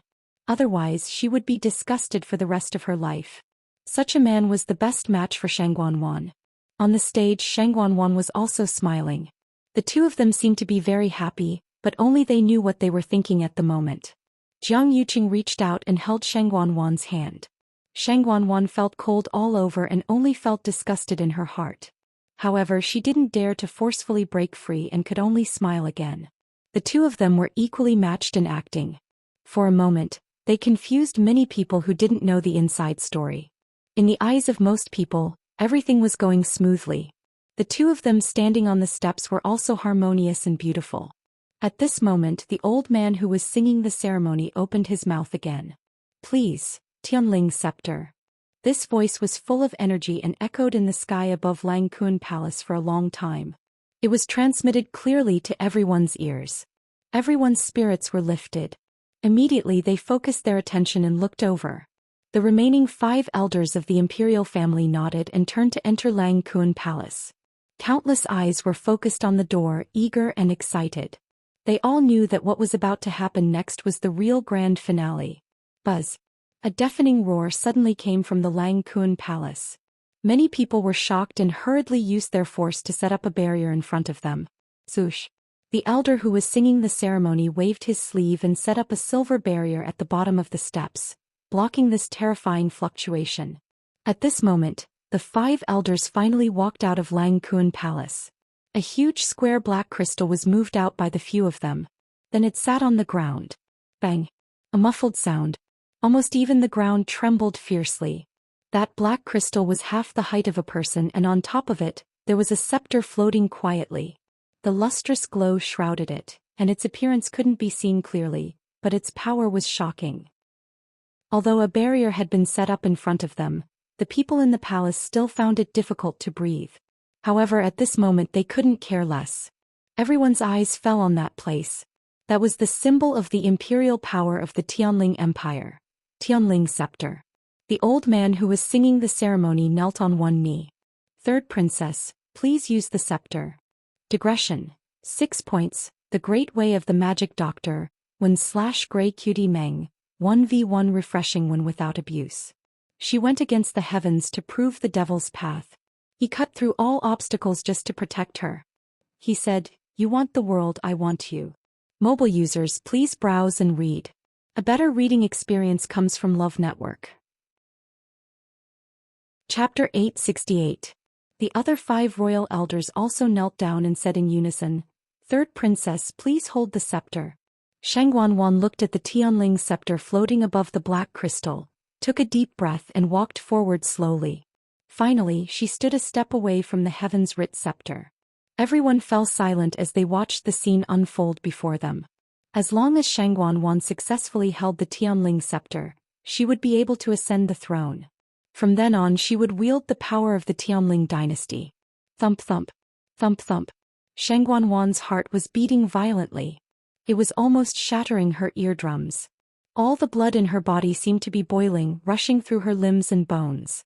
Because she was nervous, her palms were sweaty and both her hands were wet and sticky. The Tianling scepter was extremely heavy, and the aura it contained was extremely powerful. After all, it was left behind by Taizu himself. Not to mention lifting it, just standing there made Shang Guanwan feel a tightness in her chest and she almost knelt on the ground. To lift it, strength alone wasn't enough. At the same time, one had to have the bloodline of the Tianling royal family. Most importantly, one had to gain the Tianling scepter's approval. To any successor of the Tianling dynasty, this was a threshold that had to be crossed. If they succeeded, they would become a supreme existence above millions of people. If they failed, they would become the laughingstock of the world and they would never be able to make a comeback. Shang Guanwan kept persuading herself in her heart. I can do it, I definitely can. She had made thorough preparations for today and there was no way she would fail. It was already noon and the sky was clear and cloudless. The scorching sun shone down. And at this moment, Shangguan became the focus of countless people's attention. Finally she slowly reached out and reached for the Tianling scepter. Buzz. When it was still half an arm away from the Heaven's Order scepter, a buzzing sound suddenly spread out from it. The Tianling scepter, which was covered in a layer of faint light, suddenly released a powerful aura. Shangguan was the first to bear the brunt of it, and she immediately took a step back from the impact. She was shocked and quickly stabilized her body. Her feet were nailed to the ground. Fortunately she reacted in time and the impact this time did not affect her too much. But in the end, under everyone's watchful eyes, he still took a step back. For a time the huge square became even quieter. One had to know that at this moment, Shangguan's performance was seen by countless people. Elder Chen Ku, who was singing the ceremony, also frowned slightly. He was the most senior of the royal family elders, a true veteran of 3 dynasties. He had seen such an occasion 3 times and this was already the 4th time. In his impression, the first 3 enthronement ceremonies had gone very smoothly. As the symbol of imperial power, the Tianling scepter was a sacred item that the entire dynasty worshipped. It also had spirituality. In the past, during the process of holding the scepter, the Tianling scepter would naturally emit a powerful aura, but it would only do so when the successor tried to pick it up from the black crystal. However, just now Shangguan's hand had not even touched the Tianling scepter, and it had already caused such a commotion. Elder Chen Ku felt uneasy and felt that something was amiss. Shangguan thought to herself that it was a close call. She almost fell down just now. However, the Tianling scepter seemed to be more difficult to control than expected. Just getting close to it was already so difficult. Who knew how difficult it would be to try to lift it? She pursed her lips and channeled the force in her body to her right hand. Immediately after, she took another step forward. This time she was even more cautious than before. She used her force to wrap her hand completely and reached for the Tianling scepter. Buzz. The Tianling scepter trembled slightly. The commotion was even greater. Fortunately, Shangguan had suffered a loss previously. This time she clenched her teeth and decided to endure it. The closer she got, the stronger the aura became. Her entire right hand felt like it was about to be crushed. Shangguan's face was pale and her hand was trembling slightly. However, she still resolutely moved forward. Today, no matter what, she had to succeed. Elder Chen Ku watched from the side and the feeling that something was wrong grew stronger. Strange. Why did the Tianling scepter seem to be very resistant to Shangguan? He had never seen such a situation before. He frowned anxiously. It wouldn't be good if this went on. It would be extremely difficult for Shangguan to pick it up. The other elders from the royal family who were standing nearby also sensed something. They looked at each other in unison and secretly exchanged glances. Logically speaking, Shangguan had royal blood running through her veins. Her talent and strength were also not bad. She should be able to succeed smoothly. However, judging from the current situation, it seemed that Jiang Yuqing stood behind Shangguan, only 10 steps away from her. Although he couldn't see Shangguan's expression from here, he could already tell many things from her reaction. His heart was also in his mouth. Everyone at the bottom of the stairs watched this scene nervously. Chu Luiyue looked up slightly. From here he could see half of Shangguan's face. Her expression wasn't very good. It seemed that lifting the Tianling scepter wasn't that easy for her. Finally, after a long and painful torture, Shangguan's hand finally reached into the layer of light and grabbed the Tianling scepter. In an instant, a bone-chilling aura surged out from within. Shangguan clearly saw that her entire right hand was instantly covered in frost. Moreover, that layer of ice seemed to be spreading outwards. She was shocked and hurriedly circulated her force to block that icy aura outside. However, her right hand was already red and swollen from the cold. She couldn't feel anything at all. The Heavenly Order scepter was forged by the great ancestor using the 1,000-year-old ice bone wood from the extreme cold of the northern border. This kind of 1,000-year ice bone wood wasn't a real tree. It was formed by condensing the force of heaven and earth and freezing into a tree-like stalactite. It was rumored that it would only grow an inch every 100 years. One could only imagine how terrifying the energy it contained was. Shangguan only felt that the chill seemed to have silently spread from her palm to her entire body. For a moment she almost thought that she was going to become an ice sculpture. She knew that she had to pick it up as soon as possible. Otherwise, if this torture continued, she was afraid that her entire body would be crippled. Thinking of this, Shangguanwan gritted her teeth and circulated all the force in her body. She gripped the Tianling scepter tightly and exerted force. "Rise!" Shangguanwan shouted clearly. However, she was shocked to find that the Tianling scepter didn't move at all. It was still quietly floating above the black crystal. No matter how she controlled the abundant origin power to attack it, it didn't move at all. In front of Lang Kuan Palace, everyone who was nervously watching this scene was stunned. Someone quietly said, "Did this fail? Is this a failure?" A better reading experience came from the Love Network. Chapter 869. It was so quiet that even the sound of a pin dropping could be heard. This whisper was especially clear. Instantly, it was like a drop of water falling into a pot of oil. The crowd started to stir and many people looked at each other. This did seem to be a little strange. Looking at Shangguanwan's appearance, she should have used all her strength. But the Tianling scepter did not move at all. It can't be. Isn't the third princess a 7th-level fighter? Logically speaking, she should be able to do it. But the Tianling scepter did not move. If the third princess really can't do it today, it will be too embarrassing. The low voices of discussion reached Shangguanwan's ears, and every word made her feel even more embarrassed and tormented. She clenched her teeth and tried again, but the Tianling scepter still showed no signs of moving. The noise below gradually grew louder. The few elders of the imperial family beside him also gradually had a trace of suspicion on their faces. Shangguanwan's heart beat violently as if it was going to jump out of her chest. In a short time her forehead was covered with fine beads of sweat. The Tianling scepter in her hand was bone-chillingly cold, but it was not as cold as her heart now. It was as if a basin of ice water was poured over her head. She couldn't help but shudder. She started to tremble. Why was the Tianling scepter not moving? She had risked her life to restore her Yuan meridian. Although it was not the best, it was still at the level of the earth scripture. In addition, she had painstakingly accumulated this strength. How could she not be able to lift the Tianling scepter? Shangguanwan became more and more anxious. But the more anxious she was, the more flustered she became. She wanted to gather all the strength in her body and try again, but for some reason her limbs went soft and she could not exert any strength. But she did not dare to let go. That would be admitting that she could not do it. So Shangguanwan held the Tianling scepter and did not move. Actually, she had been trying to move but to no avail. So in the eyes of the surrounding people, it looked like she was standing there stiffly. Time seemed to pass very slowly at this moment. The few elders from the imperial family looked at each other and saw the worry in each other's eyes. The gentle smile on Jiang Yuqing's face could no longer be maintained. If Shangguanwan was unable to pick up the scepter today, she would not be able to ascend the throne. More importantly, she would never have the chance to try a second time. In that case, he would also be greatly implicated. At that time, all the previous efforts would be in vain.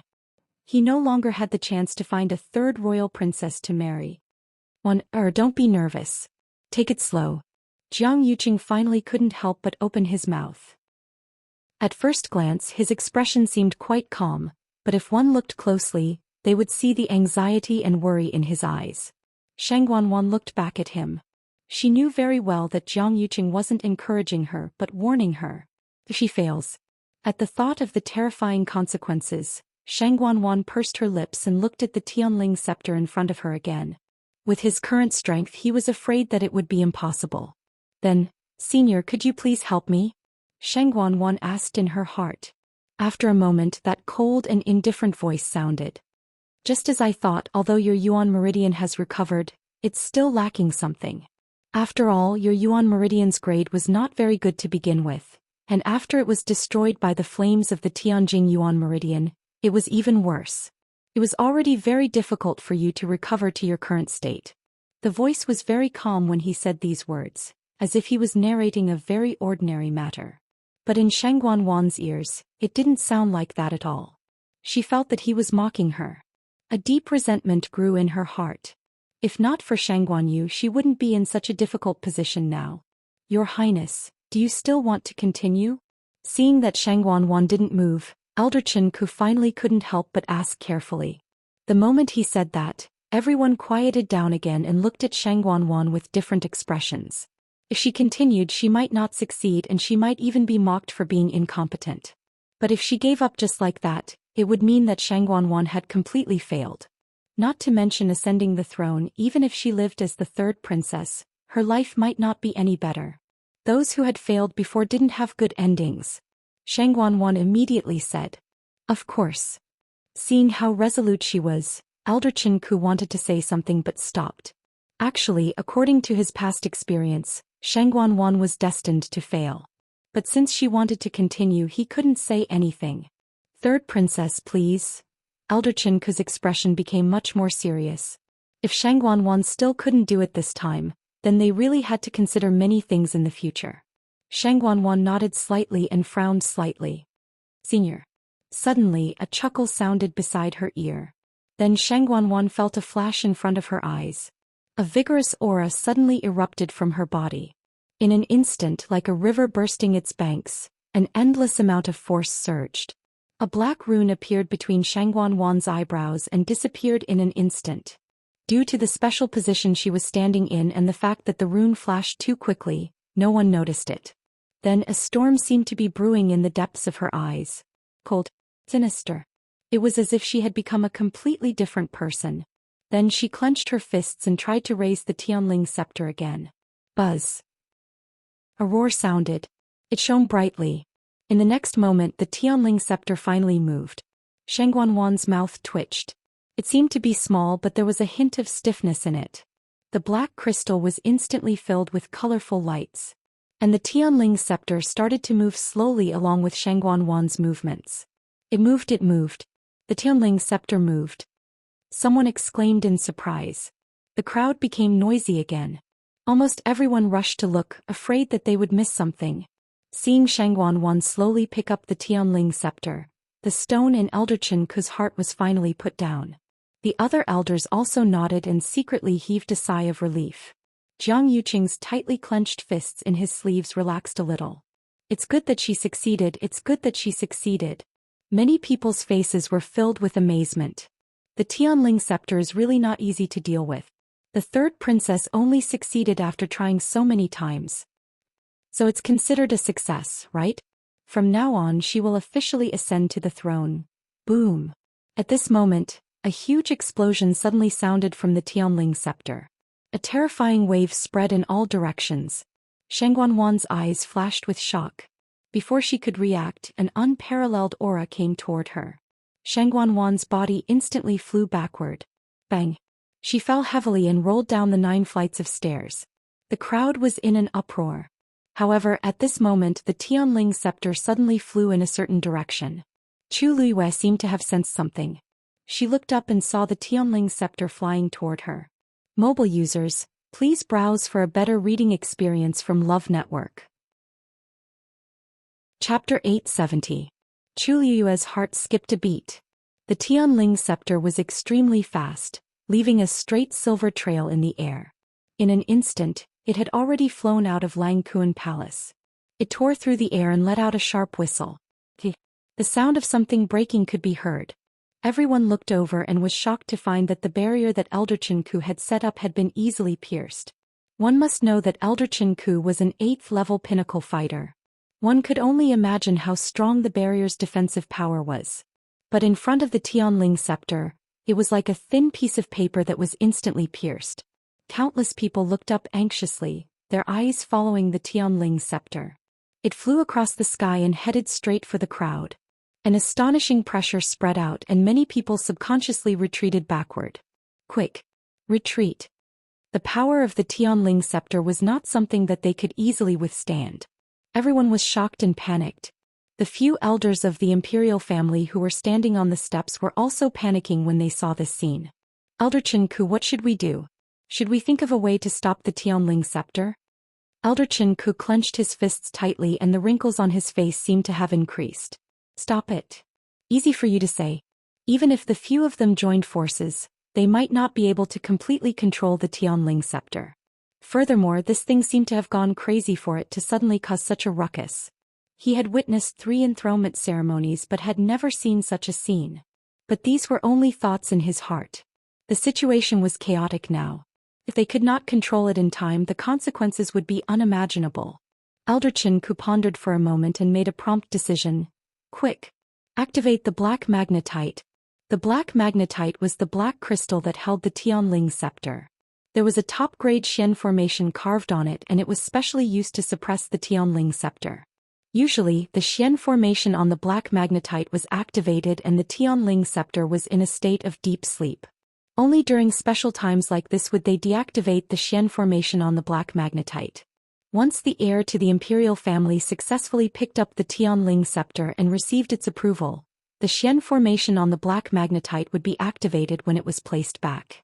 But they did not expect that this time they would have to do it. The elders hesitated for a moment.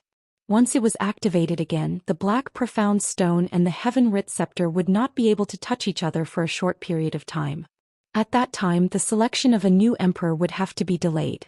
However, the heaven-writ scepter seemed to have slipped out of his control. Perhaps this was the only way. The few of them looked at each other and nodded resolutely.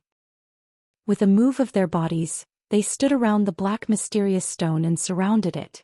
One of them stretched out his hand, and several rays of silver origin power flew out. Open! Wait! Elder Qianku suddenly cried out in alarm. The few elders quickly stopped and saw that Elder Qianku was looking in a certain direction with a shocked expression. They subconsciously looked over and couldn't help but suck in a breath of cold air.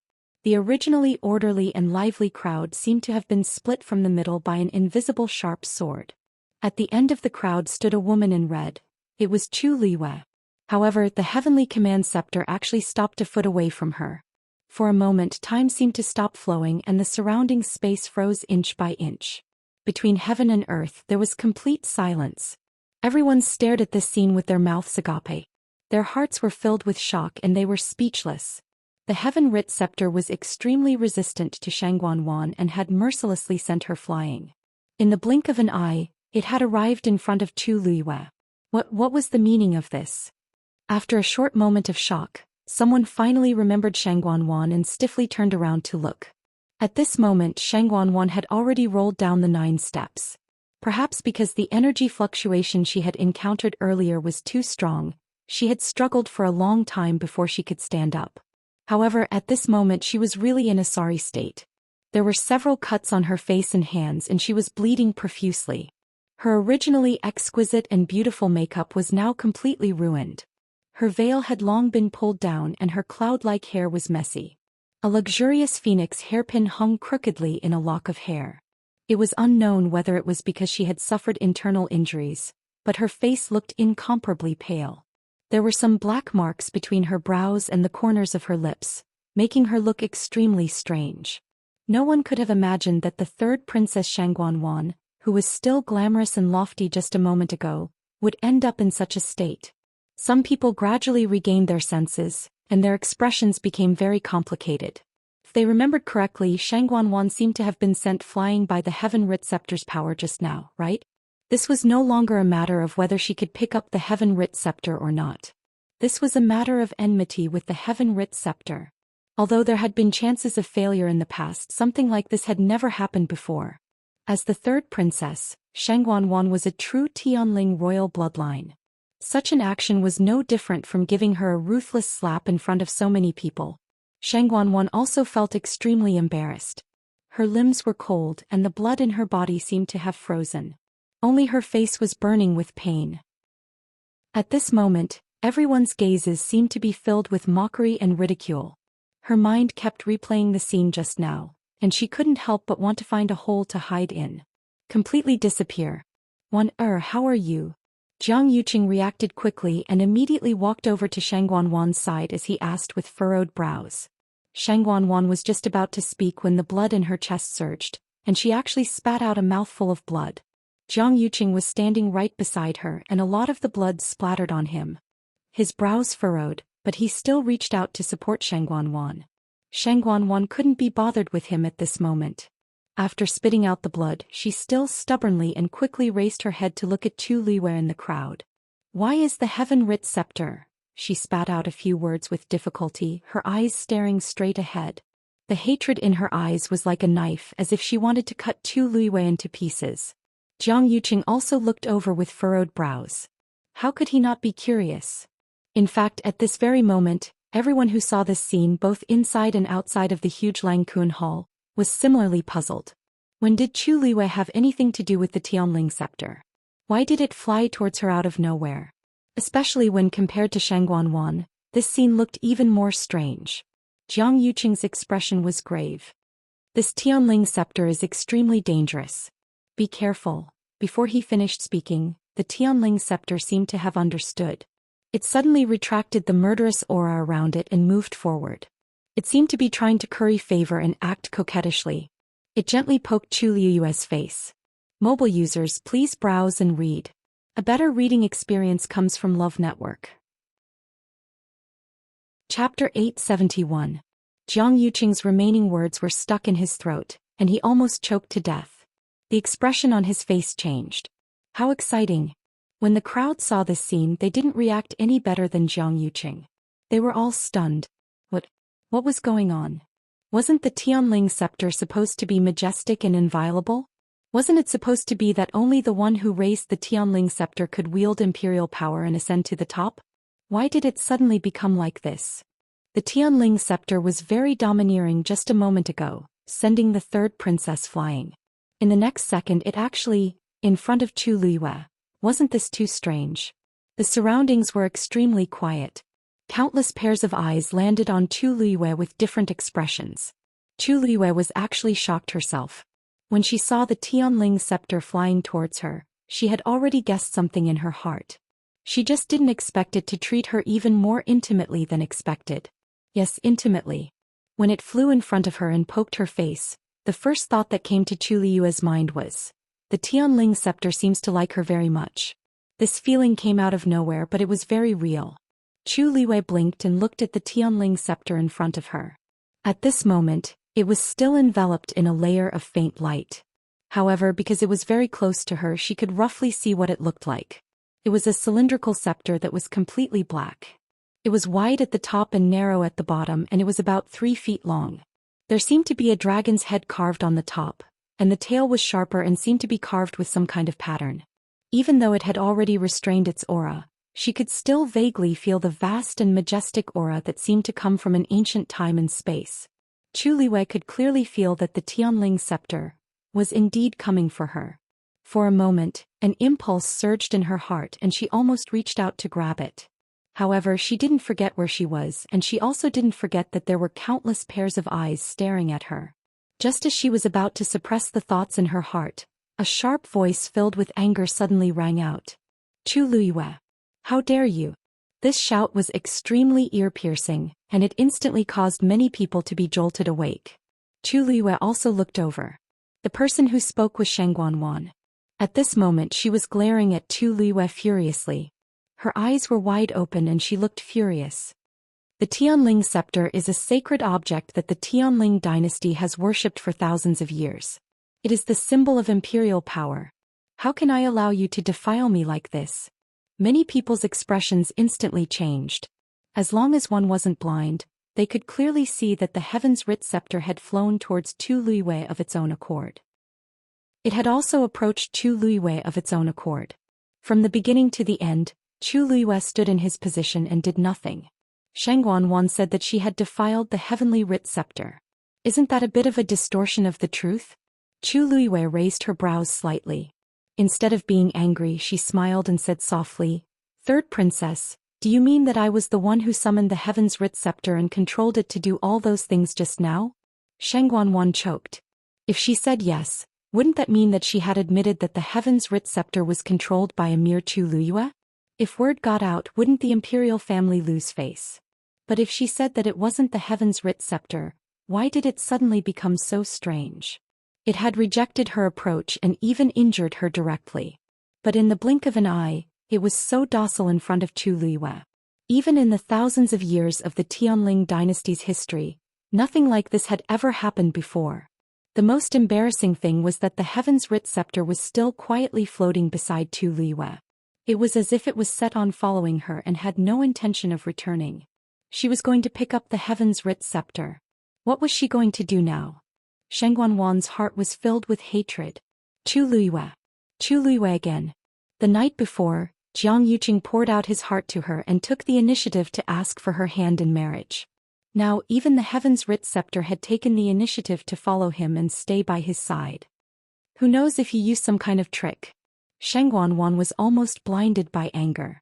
She pointed at Chu Luiyue and wanted to scold her, but Jiang Yuqing quickly stopped her.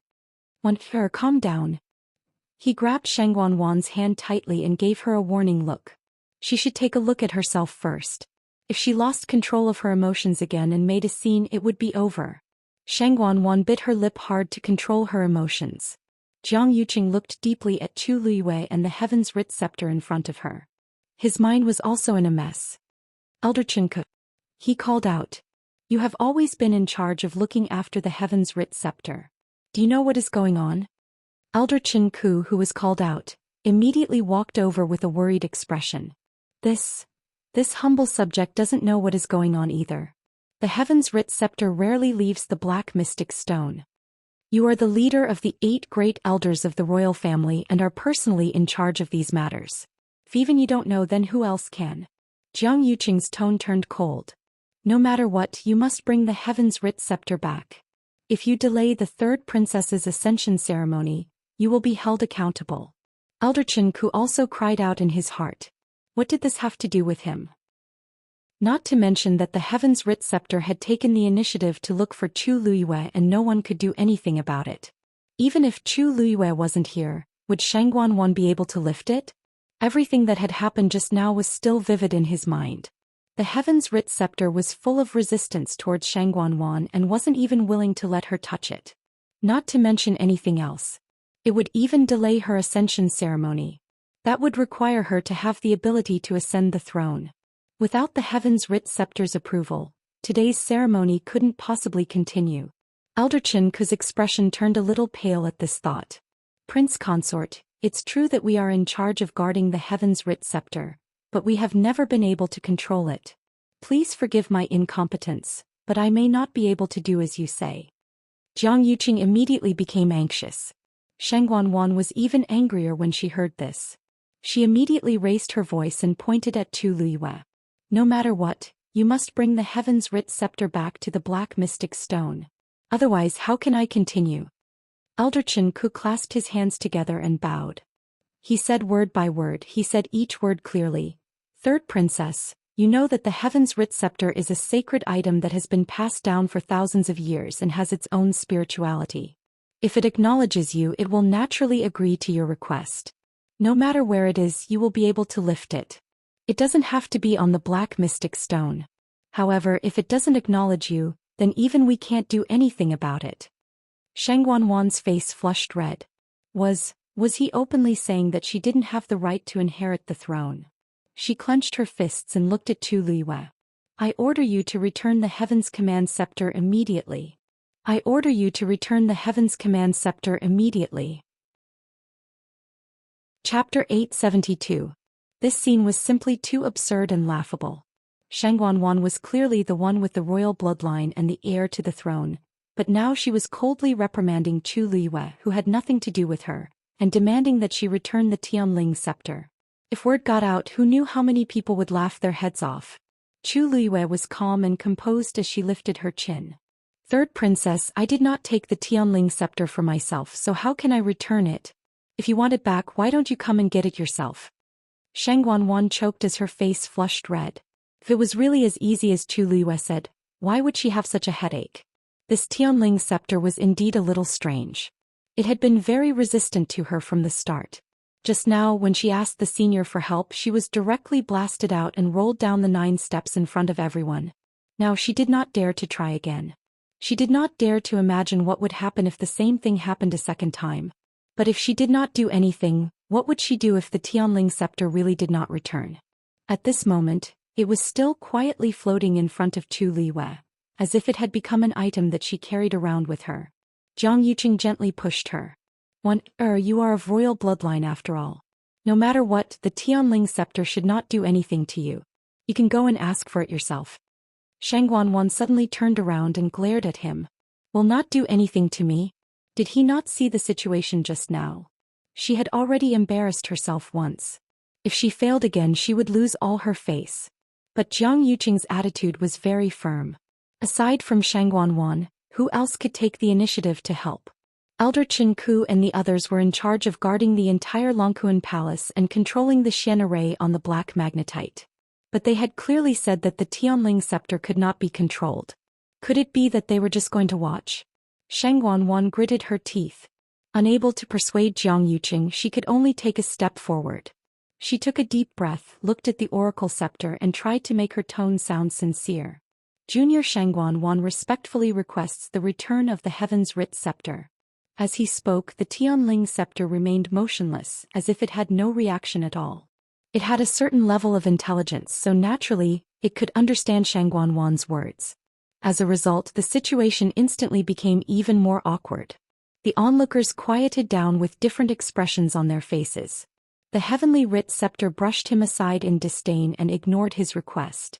After so many years, it seemed that Shangguan was the only one, right? In this awkward silence, even the air seemed to have frozen. Shangguan's face quickly turned red and then turned pale. Her body trembled slightly.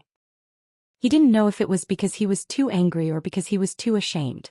In any case, at this moment Shangguan deeply understood what it meant to be ashamed and unable to show her face. At this moment, Chu Liyue's clear voice sounded, breaking the dead silence.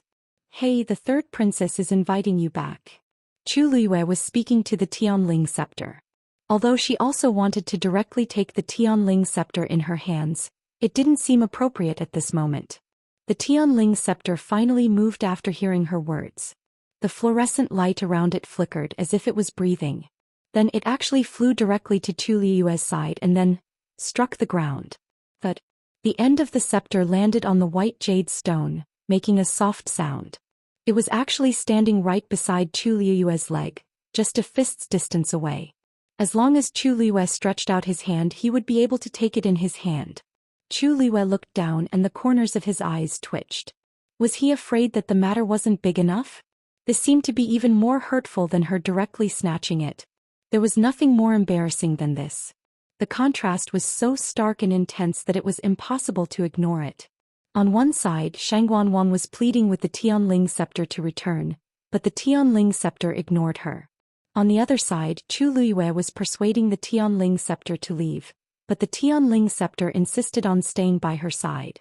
Everyone could see clearly that the Tianling scepter wanted to stay by Chu Liyue's side.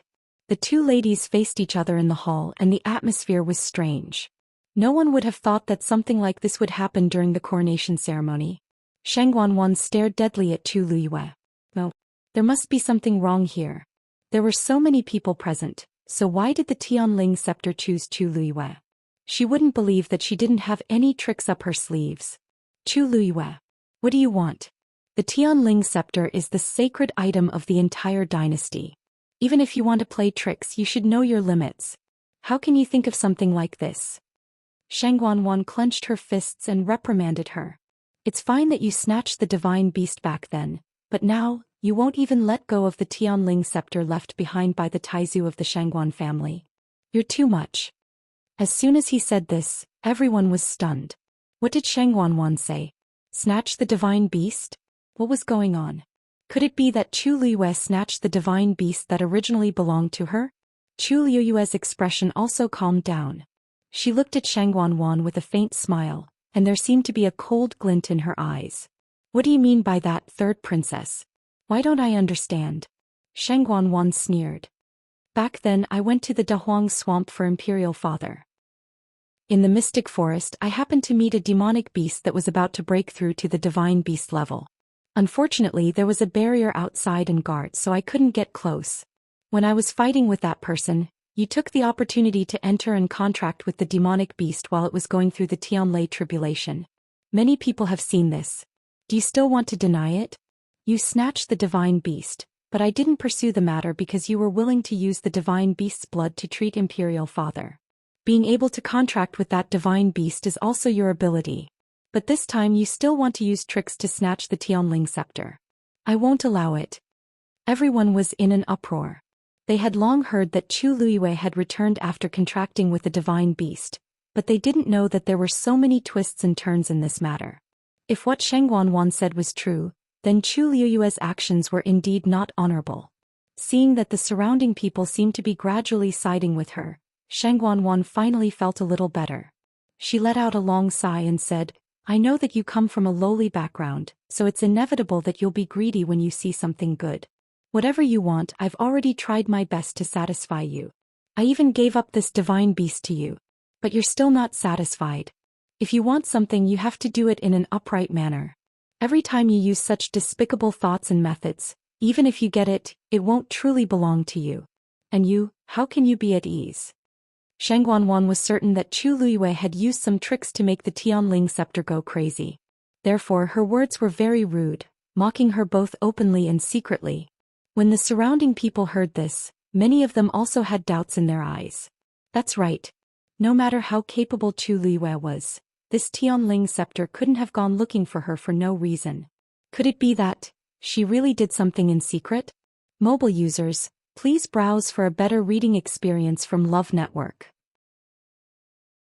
Chapter 873. Chu Luiyue listened to her patiently. However, she didn't show any shame or disdain for being exposed. Instead, she smiled. She hadn't even told Sheng Guanwan these words, but the other party had already made the accusation. Her ability to distort the truth was not lost at all. It seems that in the third princess's eyes, I'm really someone who knows everything. Not only can I contract divine beasts as I wish, but I can also use the Tianling scepter as I wish. She spoke coldly and a smile suddenly appeared on her lips. Since the third princess thinks so highly of me, wouldn't I be letting down the third princess's good intentions if I don't do anything? Sheng Guanwan was originally quite pleased with herself. She thought that she had the upper hand and would force Chu Luiyue to back down. However, she felt uneasy after hearing what Lin Mingya said. Wasn't Chu Luiyue saying that she was belittling the Tianling scepter? I didn't mean it that way. Elder Chen Ku, there's something I'd like to ask. Chu Luiyue ignored Sheng Guanwan and turned to look at Elder Chen Ku. What? Elder Chen Ku didn't expect Chu Luiyue to suddenly speak to him and was stunned. Chu Luiyue glanced at the Tianling scepter beside her, and her red lips curved up into a deep smile. Just as the third princess said, the Tianling scepter is a sacred item of the Tianling dynasty. It's extremely honorable. It's rumored that whoever can pick up the Tianling scepter will successfully inherit the throne. What if I can do it? Elder Chen Ku's eyes widened in shock. Was Chu Luiyue crazy? Did she know what she was saying? Picking up the Tianling scepter, was she planning to openly usurp the throne? Impossible. Before Elder Chen Ku could react, Sheng Guanwan was the first to deny it. Even if you use some method to make the Tianling scepter lose control, you can't pick it up, much less gain its approval. Sheng Guanwan said this with great confidence. This was because the Tianling scepter had been left behind by Taizu. Since ancient times, only those with the Tianling royal bloodline could approach and obtain the Tianling scepter's recognition. What kind of background did Chu Luiyue have to have such thoughts? What wishful thinking. Oh, why don't we make a bet? Chu Luiyue was not annoyed and shrugged. Sheng Guanwan became vigilant. What bet? If I can pick up this scepter and obtain its approval, then don't even think about it. Sheng Guanwan immediately interrupted her rudely. Chu Luiyue, with your background, do you think you can be related to the Tianling royal family? Don't even think about it. If Chu Luiyue dared to say that she wanted to use this to fight for the throne, she would immediately send people to arrest Chu Luiyue and sentence her to death for the crime of rebellion. Chu Luiyue chuckled. Third princess, why are you in such a hurry? I haven't finished. What I want to bet is that if I can do this, then please reinvestigate the death of the crown princess. There was a loud bang. Chu Luiyue's words were like thunder, exploding in everyone's ears. Countless people widened their eyes in shock and looked at her in disbelief. What did Chu Luiyue just say? She wanted to reinvestigate the death of the crown princess? What did that mean? Didn't the crown princess die because she went crazy during her cultivation? Reinvestigate? Could it be that there was something fishy about the death of the crown princess? There were actually many people who had doubts about this matter, but in the past 2 years, they had all stopped investigating because of various reasons. Gradually, no one mentioned this matter anymore. There were even some people who didn't know why, but they kept everything about the crown princess a secret. The woman who was once as dazzling as the sun in the clouds finally fell like a meteor, completely disappearing and returning to silence. Very few people mentioned her again. When Chu Luiyue said that she wanted to bet, many people guessed that she would ask for something. But no matter how much they thought about it, they didn't expect that she was talking about this matter. Shang Guanwan was also stunned. For a moment she almost thought that she had heard wrong. What did you say? Chu Luiyue slowly repeated what she had just said. What third princess is unwilling? Do you know what you are saying? Jiang Yuqing finally reacted at this time. His face was covered in frost, and his brows were tightly knitted as he asked coldly. Back then the crown princess passed away and everything was already concluded. Now you say that you want to reinvestigate. Could it be that you don't trust us? No matter how much he liked Chu Luiyue, he couldn't help it when he heard her say this. Small quarrels were harmless.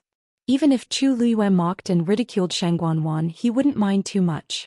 However, when it involved the Empress concubine, he couldn't show any mercy. Chu Luiyue didn't seem to hear the threat in his words and nodded honestly. That's right, I just don't trust you. Jiang Yuqing suddenly choked. After a while he said, this matter is very important. How can we just let you say whatever you want? Isn't there the Tianling scepter? Chu Luiyue blinked and smiled. Could it be that the extremely noble Tianling scepter can't be exchanged for a chance to reinvestigate the crown princess's death?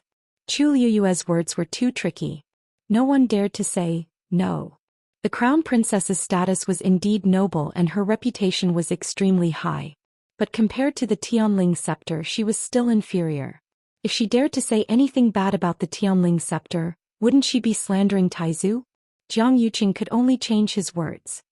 It's not that you can't, but if you insist, you have to at least produce evidence to prove that there was a mistake back then. There is indeed a problem with the crown princess's death.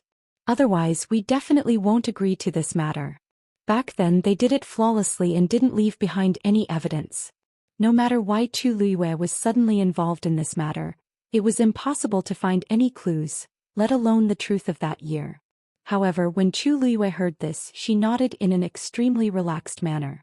All right. As long as you agree to my conditions, I can produce evidence today. I hope that when the time comes, the third princess and prince consort won't go back on their words. Seeing Chu Luiyue's confident appearance, Jiang Yuqing's heart suddenly thumped and he felt a bit uneasy. Chu Luiyue definitely didn't have nothing better to do to make such a fuss in front of so many people. He was so determined. Could it be that this consort agrees to your conditions?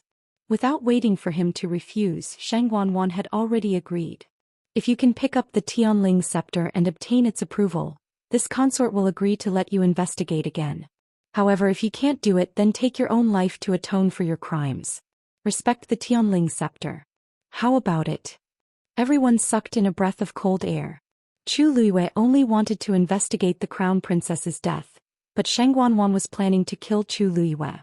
Chu Luiyue lifted her chin slightly and smiled slowly. Her gaze was as sharp as a blade. Alright. Mobile users, please browse and read. A better reading experience comes from Love Network. Chapter 874. No one had expected things to develop to this stage. Chu Luiyue had actually gambled with her own life in exchange for a chance to investigate the crown princess's death. After a short silence, the crowd broke out into a commotion. Is Chu Luiyue crazy? What is she thinking? She's willing to pay any price to investigate the crown princess's death? Didn't she come from a small place outside Heaven's Canopy? How did she get involved with the crown princess? I can't figure it out. I really can't figure it out. In these 2 years there were also people who wanted to do this, but they all gave up in the end. Isn't she just finding trouble for herself? What can she do by herself? Aren't you all curious as to why Chu Luiyue dared to make such a claim? Looking at the Tianling scepter's attitude towards her, I think she might be able to do it. Since when was someone without the Tianling royal bloodline able to do such a thing? This was actually the question that everyone was most curious about. No matter how they thought about it, the Tianling scepter shouldn't have anything to do with Chu Luiyue, right? Jiang Yuqing also heard a lot of these whispers. He looked at Chu Luiyue and those familiar eyes, and an extremely absurd thought suddenly appeared in his mind. However, he immediately shook his head forcefully and dismissed the idea. Impossible. Shang Guanyu had already been raped to death back then, and her soul had already dissipated. It was impossible for her to still be alive. At that time he had repeatedly confirmed that there was no mistake. But no matter how much he tried to convince himself, there was still a doubtful voice that didn't dissipate. If Chu Luiyue really had nothing to do with Shang Guanyu, then why would she get involved in this matter? Also, the Tianling scepter didn't care about so many people, even Shang Guanwan, a proper royal princess, but it treated Chu Luiyue differently. He finally could not help but look at Mu Qinghe, who was not far away, only to see that he was also looking at Chu Luiyue with a shocked and confused expression. As the deputy commander of the Black Cavalry, he was personally in charge of the security inside and outside the palace. Lang Kuan Hall was the most important, so he had always been guarding it. Jiang Yuqing frowned. Chu Luiyue was personally brought back by Mu Qinghe. When he first met Chu Luiyue, he was suspicious of her and asked Mu Qinghe to secretly investigate her. The result of the investigation was that there was no problem with Chu Luiyue's identity. She was indeed the abandoned daughter of a declining family that grew up in country Yaochen. By chance she changed her fate and finally arrived at West Hill after going through many difficulties. But now, what was going on? Jiang Yuqing was getting more and more nervous. He felt that things were getting out of his control and were heading in an unknown direction. Even he was not sure what would happen in the end. However, at this moment Jiang Yuqing was not the only one who was shocked. Mu Qinghe stared at Chu Luiyue, who was not far away. When he heard her words, he was also shocked. She wants to investigate the death of the princess. Who exactly is she? At this moment Hong Yao also flew out. Looking at its green wings, it seemed to be a little agitated, and its pair of round eyes stared closely at Chu Luiyue on the other side. It was unknown if it was waiting or hoping for something. A thought suddenly popped up in Mu Qinghe's mind and his body stiffened. His lips moved slightly as he called Hong Yao back. Hong Yao. Hearing that something was wrong with his voice, Hong Yao finally turned around to take a look. There seemed to be endless undercurrents surging in Mu Qinghe's eyes. Who is she? Everyone's gaze was focused on Chu Luiyue at this point. She lowered her head and glanced at the Tianling scepter. She didn't want to be so ostentatious, but since it gave her so much face, then there was no need to be polite. Thinking of this, Chu Luiyue's gaze focused, and she reached out to the dragon head carved at the top. Actually, the Tianling scepter was right beside her, within reach. Therefore, Chu Luiyue only moved her arm, and her fingers were already on the Tianling scepter. Everyone subconsciously held their breaths and were extremely nervous as they stared intently. Buzz. The expected resistance and rejection did not happen. The moment Chu Luiyue's hand officially held the Tianling scepter, a buzzing sound rang out. At the same time, the sparkling radiance on it quickly gathered and finally gathered at the eyes of the dragon head. Zhoosh. The dragon's tightly shut eyes suddenly opened. A golden ray of light shot out from within. It shot straight into the clouds. In an instant the light shone brightly. It illuminated the world. The sacred light scattered and enveloped Chu Luiyue.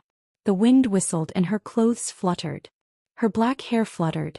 At a glance, it was incomparably noble. At this moment, Chu Luiyue only felt that the force in her body seemed to have been guided by something, and it quickly surged. It was almost boiling. It was as if something that originally belonged to her had finally returned. It was a perfect fit. Almost instinctively she held the scepter and raised it high. In the sky, clouds quickly gathered. With the golden light from the Tianling scepter as the center, a huge storm quickly gathered. Covered the sky and covered the sun. It was majestic. The next moment, Chu Luiyue waved her wrist lightly. A majestic aura, wrapped in a biting cold murderous intent, rushed straight toward Shang Guanwan. Shang Guanwan was shocked and immediately wanted to retreat. But how could her speed compare to the attack of the Tianling scepter? Boom. That terrifying power flew past her left shoulder, instantly slicing off a large piece of flesh on her shoulder. Ah! Shang Guanwan cried out in shock and flew backward, then fell hard onto the ground. She suddenly spat out a mouthful of blood. Her back and left shoulder were in pain, and a few of her ribs seemed to have been broken. Her internal organs felt like they were squeezed into a ball, and it was so uncomfortable that it felt like it was going to explode. She struggled to get up, full of resentment. Just as she was about to scold Chu Luiyue, She suddenly heard a cold gasp from the crowd. Shang Guanwan immediately felt that something was wrong. Looking at the crowd, she instantly saw countless pairs of frightened and disgusted eyes. They were looking at her. Shang Guanwan suddenly realized that something was wrong, and only then did she realize that her face was burning with pain. She knew that something was wrong and immediately touched her face. It was rough and sticky to the touch, and it was extremely terrifying. Her mask had actually fallen off. Digression will continue tomorrow. Mobile users, please browse and read. A better reading experience comes from Love Network. Chapter 875. Shang Guanwan's heart was instantly filled with endless panic and fear. She screamed and immediately covered her face with her hands. However, everyone had already seen it clearly while she was in a daze. That originally beautiful face had suddenly become extremely ugly with scars all over it. From afar, it looked like centipedes were covering her face. It was frightening. The surrounding crowd instantly fell into a strange silence. Many people looked at each other in confusion. It was no wonder that the third princess had refused to leave Huayang Palace after returning from Dahuang Swamp. After a long time, more and more people came to see her, and the matters that she had to deal with personally became more and more troublesome. Only then did she begin to see people again. However, under most circumstances she still wouldn't leave the palace. Everyone thought that she had really gotten injured because of His Majesty and needed to rest in bed. However, they didn't know that this was the reason behind it. Her appearance had been completely ruined. Feeling countless gazes on her, Shang Guanwan was filled with hatred, anger, and resentment. Even though she had already gotten the divine beast blood from Chu Luyue and the injuries on her face had started to improve, she hadn't fully recovered yet because she had just applied the medicine. The deep and shallow scars were much better than when her face was constantly festering, but in the eyes of the crowd, they were still extremely terrifying. Shang Guanwan trembled all over. She wanted nothing more than to disappear from this place immediately. The surroundings were extremely quiet, but it made her feel extremely tormented. Your Highness. When Chan Yi, who was standing behind, saw this situation, she was the first to react. She hurriedly rushed forward, wanting to help Shang Guanwan up. Get lost. Shang Guanwan pushed Chan Yi away. At this moment, everyone was just laughing at her. He simply struggled to stand up. From the corner of her eye, she saw the tattered mask that had fallen to the ground. However, it was only a thin layer. It was stained with dust and blood and looked extremely dirty. It was as if her face had been torn off and trampled on. She slowly raised her head and looked at Chu Liyue. Her eyes were filled with hatred, as if she wanted nothing more than to eat his flesh and drink his blood. You did it on purpose. Shang Guanwan's every word seemed to be squeezed out from the gaps between her teeth, carrying a deep anger and resentment. There were only a few people who knew that her looks had been disfigured. Chu Liyue had obviously done this to embarrass her in front of everyone.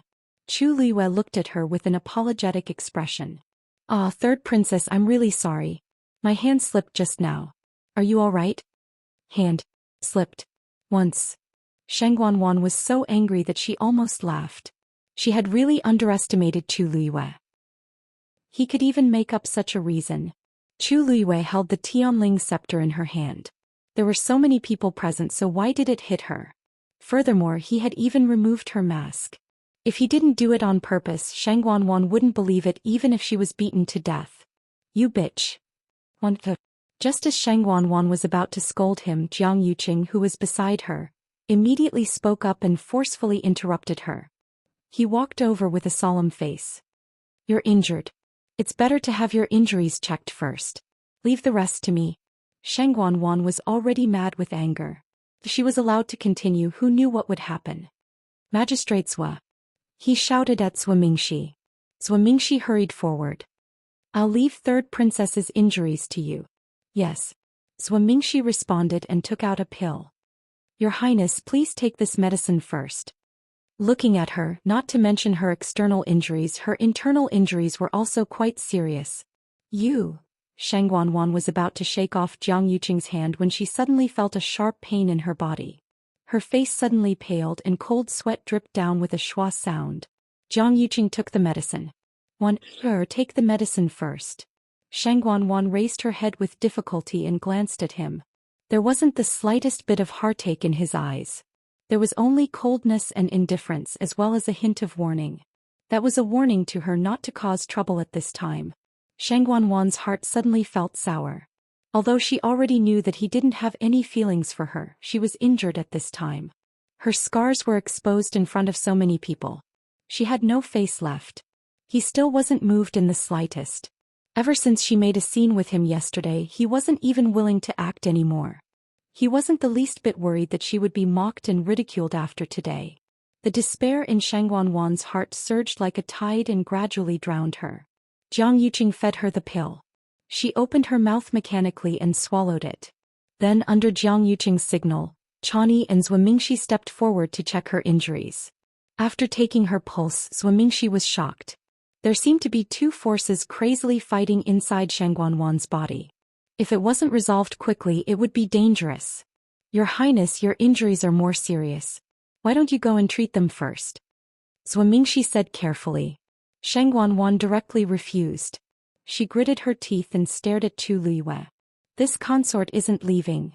Today was her wedding day and also the day of her coronation ceremony. She was the main character today.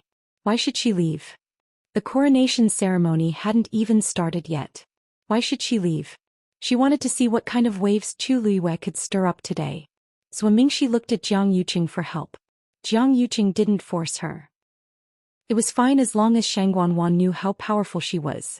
If she really left, the situation today would be even worse. He nodded. Take good care of the third princess. With that, he turned around and looked at Chu Liyue. His face no longer had the gentle smile from the beginning of the wedding. Now it was cold and there was even some anger in his eyes. Chu Liyue, do you know what kind of crime it is to intentionally hurt the third princess? Even he thought that Chu Liyue's attack just now was intentional. Chu Liyue sighed softly and glanced at the Tianling scepter in her hand. At this time, the golden pillar of light that pierced through the clouds had gradually dissipated. Only the pair of dragon eyes were still shining with a resplendent light. They were bright, dazzling, and full of power. How could she explain so that they would believe that she really didn't do it on purpose just now, but that the Tianling scepter did it on its own? At that time it was in the midst of awakening and its aura was erupting. Before she could react, it had already launched that attack at Shang Wanwan. In her opinion, that attack was more like a warning than an attack. Otherwise, Shang Wanwan's injuries wouldn't have stopped there. Thinking of this, she narrowed her eyes and looked at Shang Wanwan. To be honest, it was the Heaven's Writ Scepter that made its move just now, said the Heaven's Writ Scepter. Chapter 876. You're spouting nonsense. When Shang Wanwan heard this, she immediately retorted. Why would the Tianling scepter do this for no reason?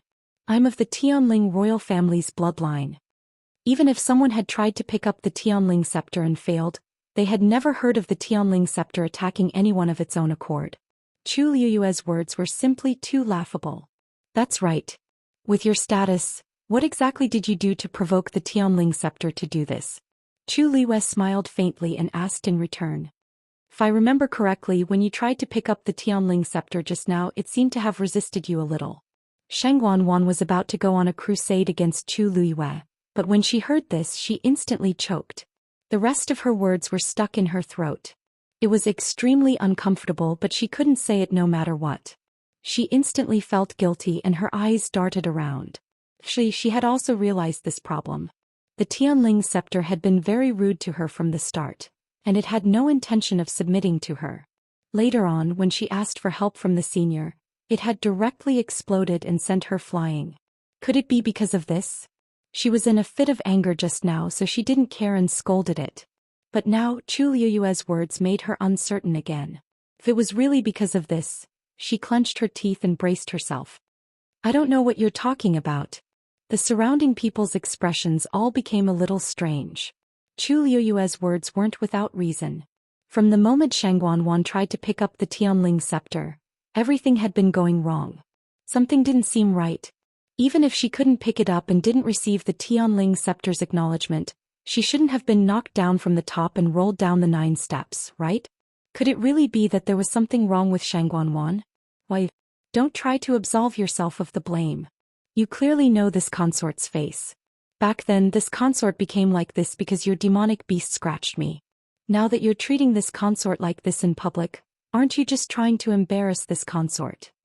When Shang Wanwan saw that the situation was not right, she immediately changed the topic. She restrained the anger and resentment on her face and lowered her head to complain tearfully as if she had been wronged. Chu Luiyue sneered inwardly. She wanted to throw dirty water on her? That would depend on whether or not she was willing to accept it. Third princess, you've misunderstood me. When your face was scratched, I hadn't formed a contract with it yet. I really didn't do it on purpose. As for the trouble Dumpling caused previously, although it had nothing to do with me, I still felt very apologetic. After I came back, I went straight to the palace to offer the blood of the mythological beast to His Majesty and you. If I really wanted to make things difficult for you, why would I do this? Chu Liuyue's tone was light and his expression was sincere. Shang Wanwan was so angry that her chest rose and fell violently. Her eyes widened and her chest rose and fell violently, but she couldn't say a single word. She had clearly taken the initiative to ask for the blood of the mythological beast, so how did it become her offering the treasure in Chu Liuyue's mouth? Lies really came easily from his mouth. However, even though Shang Wanwan was extremely angry, she couldn't refute it. Could it be that she had to admit in public that she had forced Chu Liuyue to take out the blood of the mythological beast? Seeing Shang Wanwan's guilty appearance, many people secretly despised her. Since it was a mistake made before the contract was formed, then this matter naturally had nothing to do with Chu Liuyue. It was already very rare for her to be willing to take the initiative to help, but Shang Wanwan actually made a false accusation.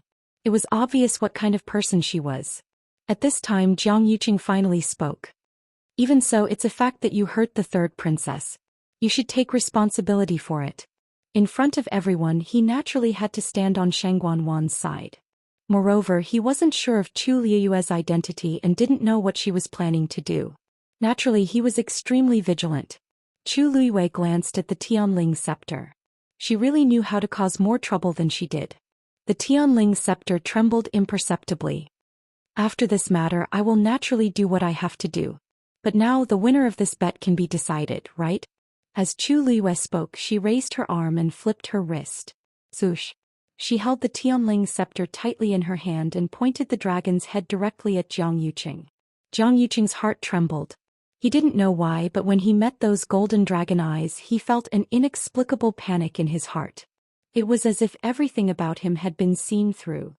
He instinctively looked away and frowned. I have already picked up the Tianling scepter and obtained its approval. Chu Liuyue's eyes narrowed dangerously. Her red lips parted slightly, but her eyes were cold. Can we start investigating the crown princess's death again? There was silence in front of the huge Langkun palace.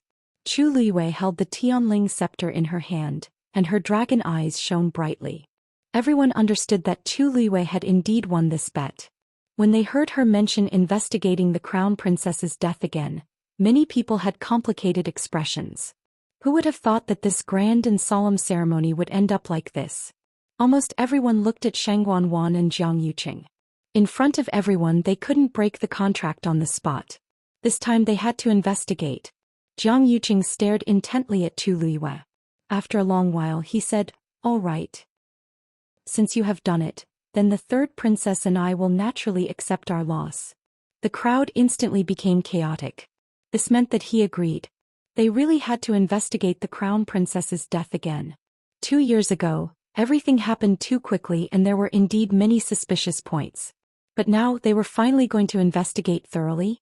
Do you think that there really was something fishy about the crown princess's death back then? The Tianling scepter felt that the crown princess had been wronged, so it allowed Chu Liuyue to succeed in exchange for this opportunity? It can't be.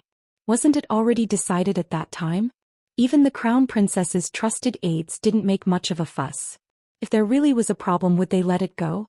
Why not? The crown princess's trusted aides are now either dead or injured, especially the 13 U guards.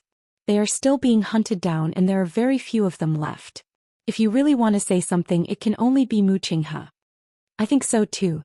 If not, there's really no way to explain how Tu Liuyue picked up the Tianling scepter. She's so persistent. Could it be that she was also one of the crown princess's people back then?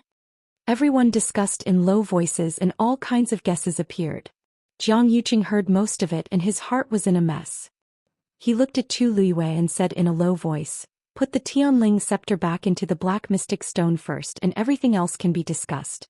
After all, it was the sacred artifact of the Tianling dynasty. How could it be in Chu Liyue's hands like this? Especially when there was a battered and exhausted Shangguan beside him. The comparison was tragic. It was like a joke. Chu Liyue raised her eyebrows slightly. Then she flicked her wrist. The Tianling scepter quickly flew out. However, not long after it flew out, the Tianling scepter suddenly changed direction and flew back, standing in front of Chu Liyue again. The dragon head lightly tapped on the back of Chu Liyue's hand, then shook and jumped as if it was asking for credit. Hee, I'm back. Did you miss me? The corner of Chu Liyue's mouth twitched. Mobile users, please browse and read. A better reading experience comes from Love Network. Chapter 877. How should she put it? In her previous life, she did not have the chance to wait until the day of her wedding. Naturally, she did not get to see the Tianling scepter. In Chu Liyue's heart, the Tianling scepter had always been a very dignified and sacred existence. It was high up and could not be blasphemed. So today, when the Tianling scepter flew towards her, she was both surprised and happy. With the Tianling scepter in her hand, it seemed to make up for all the regrets she had in the past. But no one had ever told her that the Tianling scepter was so clingy. Looking at the Tianling scepter in front of her, which was so happy that it was waiting to be praised, even someone as strong as Chu Liyue felt that she could not take it for a moment. If you are happy, why don't you consider me? There are so many people watching. Under normal circumstances, Chu Liyue did not really care about other people's gazes. Only at this moment did he feel as though he was burning. Cough. Chu Liyue clenched her fist and coughed. Then she stretched out her hand and pushed it. Well, I think you should go back. The Tianling scepter did not seem to hear her and continued to swing its head around. It did not seem to have any intention of going back. Swoosh. Something flashed in front of Chu Liyue's eyes. Tuanzi suddenly flew out and faced the Tianling scepter as it widened its round eyes. I told you to go back. Why are you still here? The Tianling scepter paused and swayed in another position, circling around Chu Liyue's hand. Why do you care? It is not a divine beast. Why are you jealous of it? Dumpling was confused. Chu Liyue was speechless. One was a divine beast and the other was a sacred object. Either one of them would be envied. But why did she feel an inexplicable sense of embarrassment? Seeing that they were going to continue arguing, Chu Liyue made a prompt decision. She grabbed Dumpling's wings and put it on her shoulder. However, as soon as he let go, Dumpling struggled and rushed out again. The Tianling scepter also jumped back and forth as if it was provoking him. Chu Liyue held his forehead helplessly.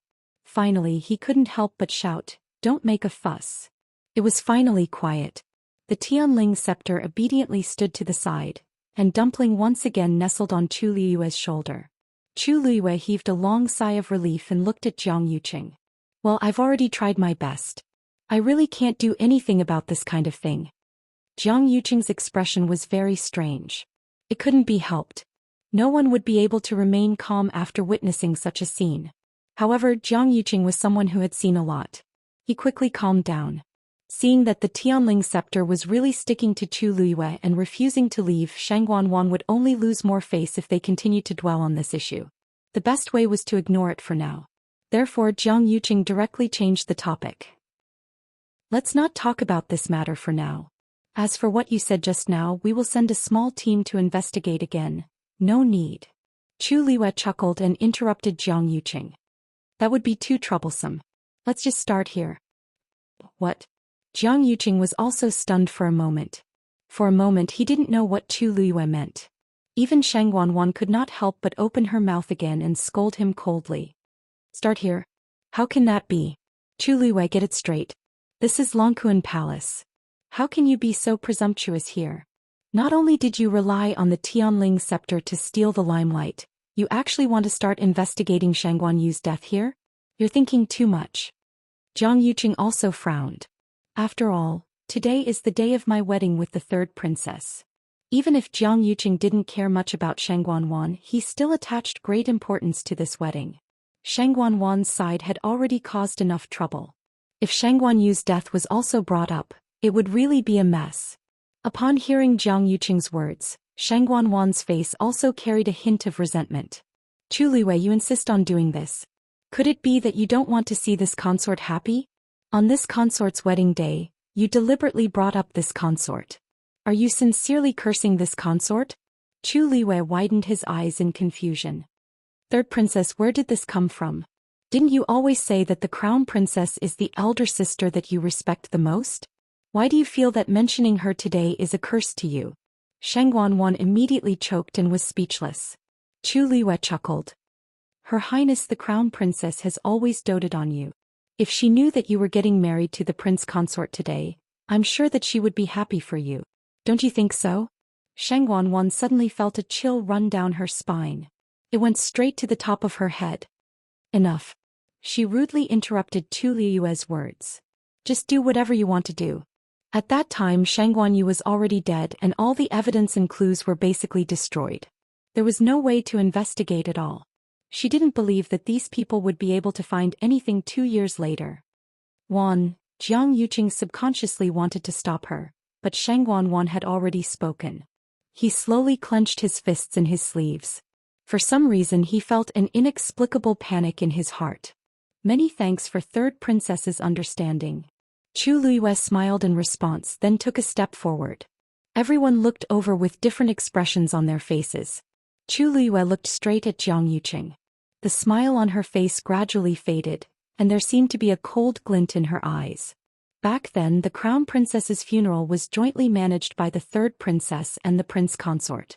Then the two of you are the ones who know the most about everything, right? Jiang Yuqing didn't know what she was going to do, but he still nodded. That's right. At that time he was still a low-level fiancé, and Shangguanwan was the only one who was slightly older among the heirs of the imperial family. Naturally the two of them were in charge. Everyone was aware of this. Good. I have a few questions that I want to ask the two of you first. Chu Liwei raised a finger. First, when something happened to the crown princess, it was you who discovered it first, right? Yes. Jiang Yuqing answered without hesitation. These questions had already been asked by countless people. He, Shangguanwan, and the others had already made up a set of excuses. Even if Chu Liwei asked him 100 times in public, he would still say the same thing. That day the crown princess said that she wanted to cultivate and try to break through to the 9th stage, so she chose to go into seclusion. But not long after, I noticed that something was wrong. When I barged in, I found that the crown princess was already dying. Jiang Yuqing spoke very smoothly and calmly, as if the scene that day was really like that. Chu Liwei raised a second finger. All right. Second question. Why didn't the crown princess cultivate earlier or later? Why did she have to try to break through to the 9th stage on such an important day before the wedding? All cultivators know that breaking through is risky, and the higher the level, the longer it takes to break through. Could it be that she doesn't want to participate in the wedding the next day? Chapter 878. Jiang Yuqing was still able to respond easily. No one knew what the Empress concubine was thinking. But everyone knew that apart from the wedding, the next day was also her ascension ceremony. Perhaps she did this to pick up the Tianling scepter and stand on it in a better posture. Moreover, she had a Tianjing Yuan meridian. Breaking through to rank 9 might be unattainable for ordinary cultivators. But for her it might be much easier. These words were not without reason. Not long after the Empress concubine was born, she was tested to have a Tianjing Yuan meridian. Since then she had been the top genius of the entire Tianling dynasty. Whether it was martial cultivation, Xian master, or celestial physician, she was extremely talented. It wasn't strange for her to have such thoughts. Chu Liwei nodded thoughtfully and then asked, "Why are you here?" In that case, why didn't the Empress concubine go to the ancestral hall if she planned to focus on breaking through? I remember that the ancestral hall of the Tianling royal family was also destroyed because of this, right? As the heir to the Tianling throne, what's wrong with going to the ancestral hall? Jiang Yuqing asked. Of course there's nothing wrong with it. According to this, the Empress concubine was in the ancestral hall the entire day before yesterday? And eldest young Master Jiang, you were guarding outside the entire time? Of course. The people who served her that day can testify to this. Jiang Yuqing had already answered these questions countless times, so he was completely at ease. His brows gradually furrowed as he looked at Chu Liwei and said coldly, If the reinvestigation you're talking about is asking these questions again in front of everyone, then let me tell you this is meaningless. If you really have doubts about what happened back then, you have to produce evidence. Otherwise there's no need to continue. I haven't finished asking yet. Chu Liyue smiled and suddenly looked at Yu Qisong. Master, you should also have some questions to ask eldest young Master Jiang, right?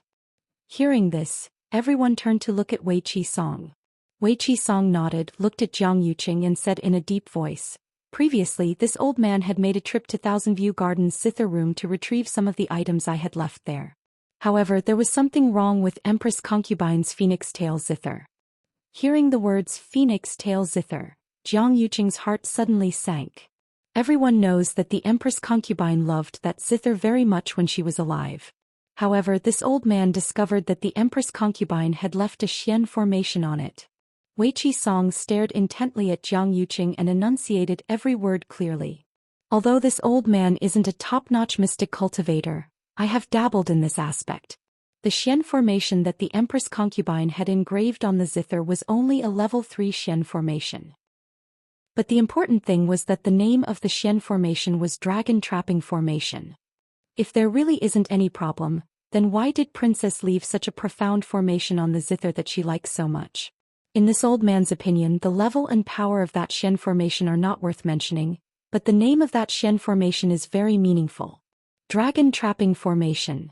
When a dragon is trapped, it seeks help from the outside. The Empress Concubine had clearly encountered danger, so she left this Xian formation, hinting that she had been harmed by a traitor. Once this was said, everyone was shocked. If what Yu Qisong said was true, then there really was a big problem with this matter. One had to know that the Empress Concubine had outstanding talent in this aspect since she was young. It was absolutely impossible for her to leave a mere level 3 Xian formation on such a precious item. Yu Qisong's explanation was the only reasonable answer. Jiang Yuqing was greatly alarmed and clenched his fists tightly. He had been careless. He had been in charge of the zither room for 2 years, but he had never discovered that there was such a hint on the zither. At that time it was in the zither room. After Shangguanyu finished playing a song, he brought the last cup of tea to Shangguanyu, luring her poison to act up. After that she quickly realized that something was wrong and wanted to resist. But at that time she was already no match for Jiang Yuqing. In the end he secretly brought her back to the palace and locked her in the imperial family's ancestral hall. At that time he had always thought that everything had progressed smoothly. But now that he thought about it, she had indeed struggled and stayed by the zither for quite a long time. Could it be that the Xian formation was left behind at that time? Jiang Yuqing tried his best to calm himself down and said with a cold expression, "Pavilion Master Yuqi, you have to pay attention to evidence when you speak.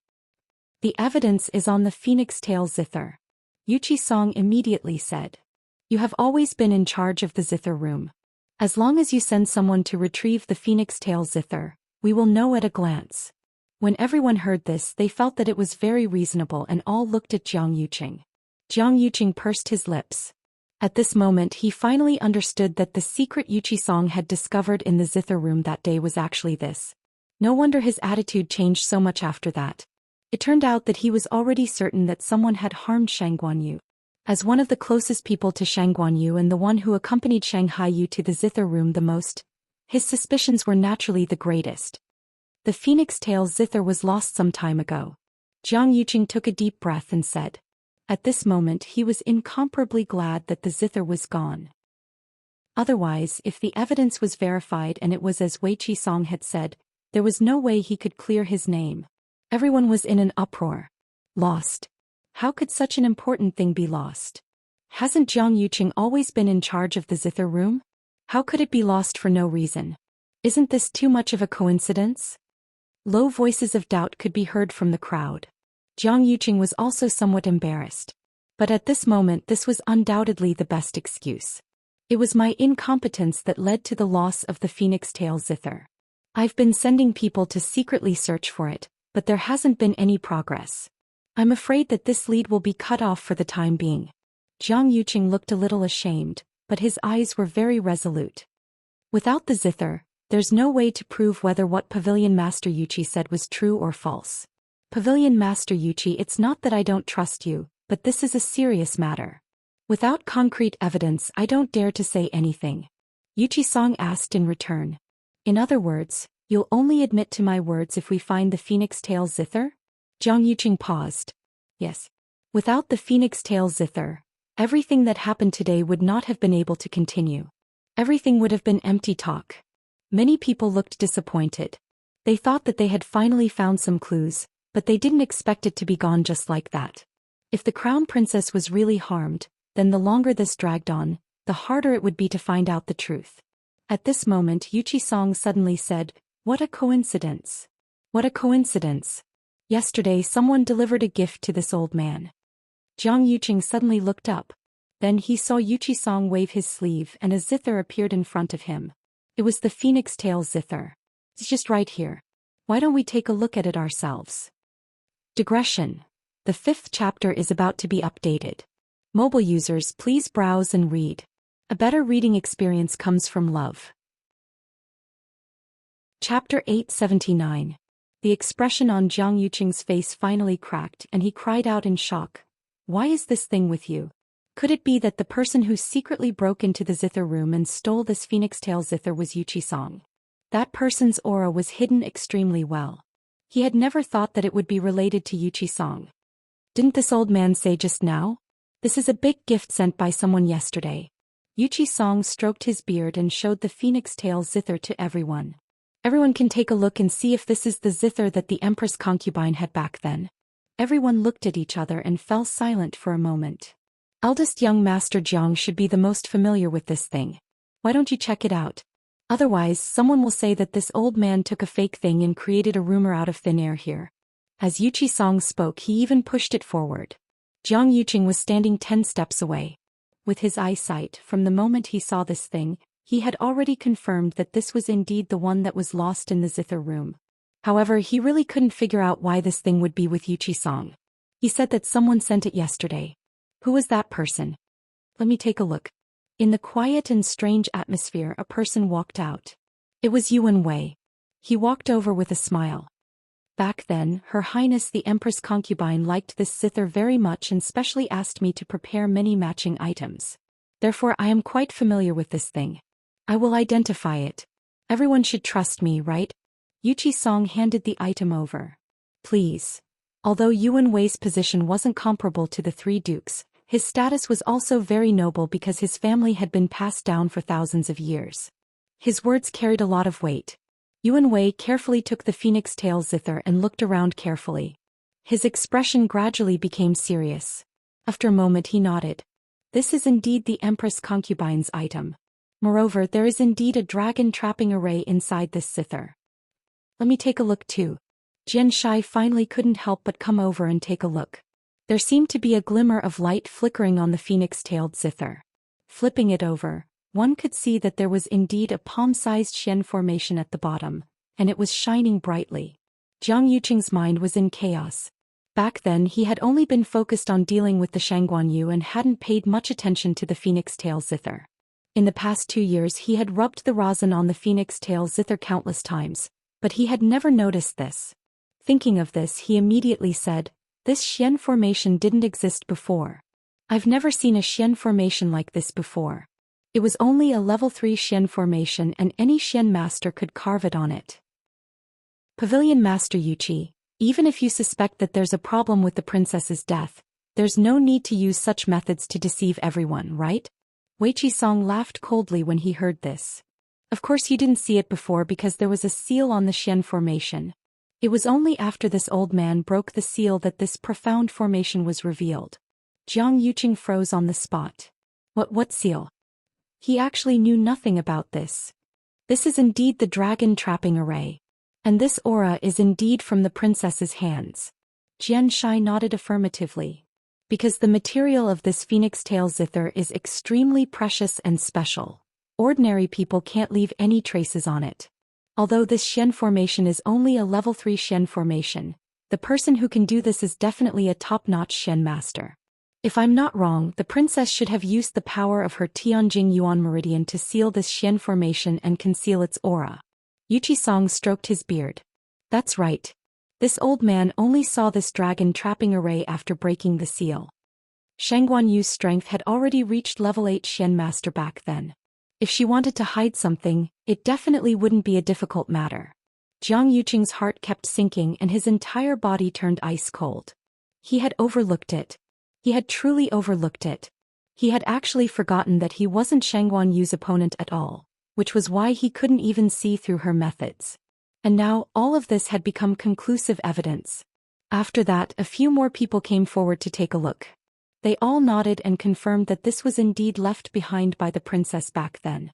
Because she had a Tianjing Yuan meridian, her aura was very easy to recognize. Anyone with some status in the Tianling dynasty would be able to confirm it with just one look. What's this? As Xianxia spoke, he suddenly saw that there seemed to be something under the Xian formation. He moved closer and his expression changed slightly. There's a word of blood on it. Everyone was shocked when they heard this. If nothing really happened, why would there be a word of blood on the phoenix tail zither? Moreover, she used such complicated methods to conceal it. Jiang Yuqing's heart thumped violently. It almost jumped out of his chest. All the blood in his body seemed to freeze at this moment. No. Everything happened very quickly back then. Shang Guanyu couldn't possibly have the time and energy to do all this. Jiang Yuqing kept admonishing himself, but there was still a voice in the depths of his heart that kept ringing. Why not? She was smart and quick-witted. Was there anything she couldn't do? This word of blood was also left behind by the princess. Xianxia's expression had completely turned cold. Yuan Wei and the others who were standing nearby also had a change in expression. Naturally, they recognized him as well. What's the word of blood on it? Someone couldn't wait to ask. Yuqi Song laughed, but there was no smile in his eyes. Jiang Yuqing, you should know what the word of blood on it says, right? Jiang Yuqing's temples throbbed. I don't, Jiang. Xianxia suddenly raised the phoenix tail zither and shouted sternly. The word of Yang is on it. Jiang Yuqing, isn't this your Jiang? Digression, Tianling scepter. I heard that someone said that I'm a clown? February, yes. They're all talking about you. Tianling scepter. Angry. February, yes. So I won't add more chapters for them. Mobile users, please browse and read. A better reading experience comes from Love Network. Chapter 880. His voice was like thunder as it fell heavily. In an instant, everyone was shocked on the spot. The bloody words hidden on the phoenix tail guqin were actually, Jiang? Anyone with a brain could guess that the Empress concubine had used such a complicated method to leave this secret signal on the phoenix tail guqin. There was definitely a hidden meaning. Dragon trapping array bloody words Jiangisant, this implying that Jiang Yuqing is the one who harmed me? There was dead silence in front of Lang Kun Hall. Jiang Yuqing's ears were ringing. Xianxia's stern questioning was like a heavy punch, catching him off guard and completely stupefied on the spot. He thought that everything back then was flawless and that no one would be able to find any clues. But he never expected that Shang Guanyu had actually left a trick up her sleeve. There was actually such a shocking secret hidden on the phoenix tail guqin. Everyone's gazes converged on him. Suspicion, shock, anger. All kinds of gazes enveloped Jiang Yuqing like flames. Even his entire body felt like it was burning up.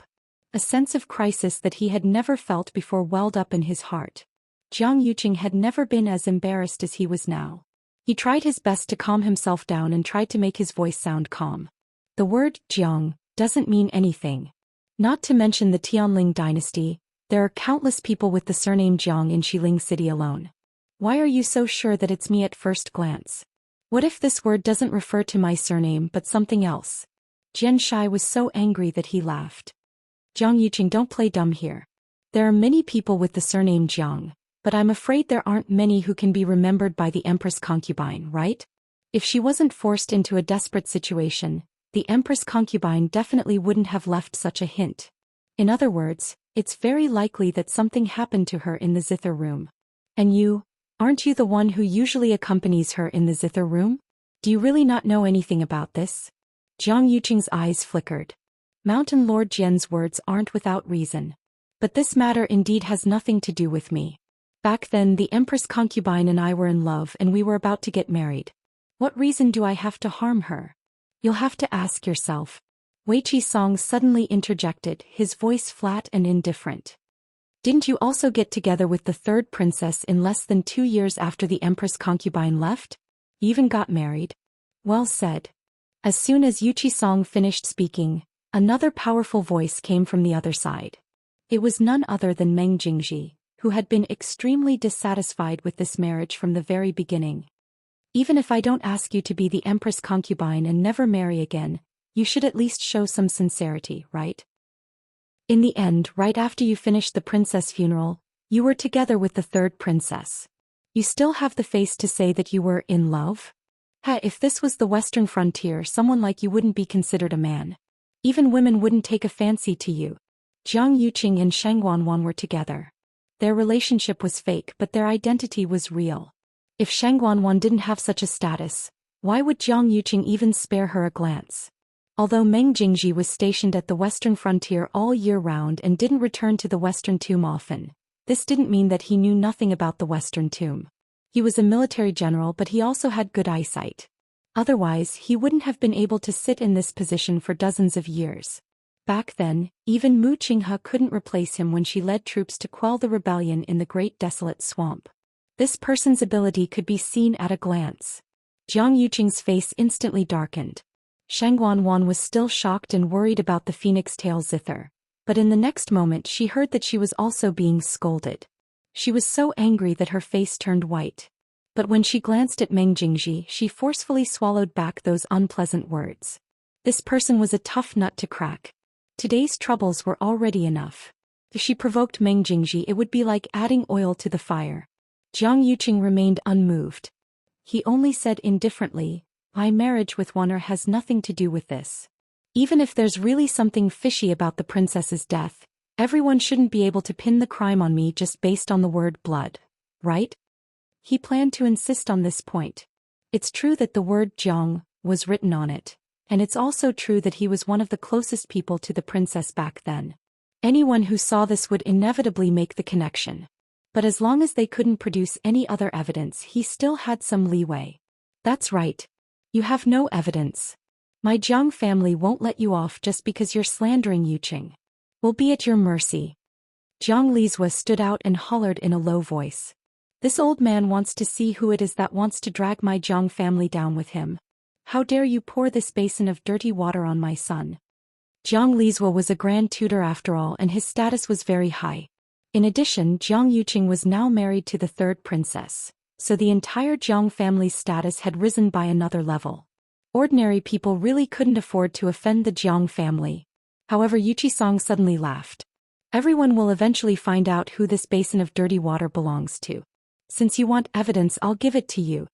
Jiang Yuqing's brows twitched harshly. Seeing Yuchi-song's confident look, does he really have any evidence? Yuchi-song stared at him and slowly said, "I watched the princess grow up with me. I'm indebted to the princess's love for me, and she treats me as half a master. Ever since the princess's death, my Chongshu pavilion has also suffered continuous attacks. The pavilion's elders and disciples have all been beaten up, and there aren't many people left. It's almost impossible for the mountain gate to hold on. The reason for all of this is actually just that I want to investigate the princess's death." Yuchi-song's expression gradually turned solemn and cold, and even the surrounding space seemed to freeze along with it. It's not just my Chongshu pavilion. In the past 2 years, there have been many people who want to investigate the truth behind the princess's death. However, these people have either died or been injured, and some have even quietly disappeared, never to appear again. It's as if someone is deliberately obstructing them by hook or by crook. Everyone should be aware of this. In this world, the one who doesn't want the truth of that matter to be exposed the most is most likely the person who harmed the princess. A few people inwardly nodded. Although no one had said this on the surface, everyone knew in their hearts. Jiang Lizhua was so angry that he laughed. "What, Yuchi-song? Do you mean that the one who secretly killed your Chongshu pavilion is my son?" Jiang Yuqing also frowned. "Pavilion Master Yuchi, I've already personally sent Qi Dai to you. It's true that he used Chaos Yuan gravel on the Chongshu pavilion, but I truly didn't know about this matter before. Whether it's true or not, let him come over and we'll know when we confront him." Yuchi-song said indifferently. Jiang Yuqing felt that this was extremely absurd and couldn't help but say, "You know that Qi Dai is already delirious, so how can you confront him?" Oh, you're talking about this. Yuchi-song suddenly laughed. This old man has already cured him. A better reading experience came from the Love Network. Chapter 881. Chide, you say it yourself. Yuchi-song ignored the shock on Jiang Yuqing and the others' faces and suddenly turned around to wave at someone. It was a young man who looked to be in his 20s. He had been standing behind Yuchi-song and the others, so everyone subconsciously thought that he was a disciple of the Chongshu Pavilion and didn't pay him any attention. After hearing Yuchi-song's words, he walked forward and rubbed his lower jaw for a while before taking off a thin mask. Under the mask, the person's cheeks were thin and his face was haggard, as if he had just recovered from a serious illness. His left ear was gone and there was only a scar the size of a bowl. It was a ghastly sight. It was Chide. Jiang Yuqing looked at Chide, who should have died in the Chongshu Pavilion, and his hands were already tightly clenched in his sleeves. He didn't die. He actually didn't die. Most importantly, the pair of muddy eyes had actually regained their clarity at this moment. Apart from looking a little weak, he was no different from an ordinary person. Chide raised his head to look at Jiang Yuqing, and his emotions suddenly became intense. His eyes were filled with anger and resentment. His entire body trembled and he wanted nothing more than to immediately charge forward and chop Jiang Yuqing into 8 pieces. However, his chest was surging with anger and he couldn't say a single word. He could only let out a hoarse whimper that was difficult to understand. His throat has been drugged and he can't speak anymore. Yuchi-song looked indifferently at Jiang Yuqing. I wonder what the person who drugged him was worried that he would say. Yuan Wei glanced at the situation and his eyes moved slightly. Pavilion Master Yuchi, this Chide it's a long story. Then Yuchi-song gave a simple account of finding the messed yuan gravel and finding the person who had secretly tried to kill them. Messed yuan gravel can only be found in Nanjiang, and not many people in the entire Tianling dynasty have been to Nanjiang. Coincidentally, eldest young master Jiang brought people there not long after the empress concubine's death. This old man then asked him to help investigate. After a long time he sent Chide over saying that he was the one who did it. At that time Chide had been tortured and beaten. He was unconscious and could not answer any questions. Even if this old man wanted to ask more, it would be impossible. Jiang Yuqing said coldly. Pavilion Master Weiqi, are you doubting me?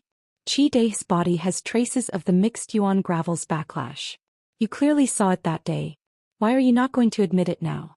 Weiqi-song, however, merely smiled.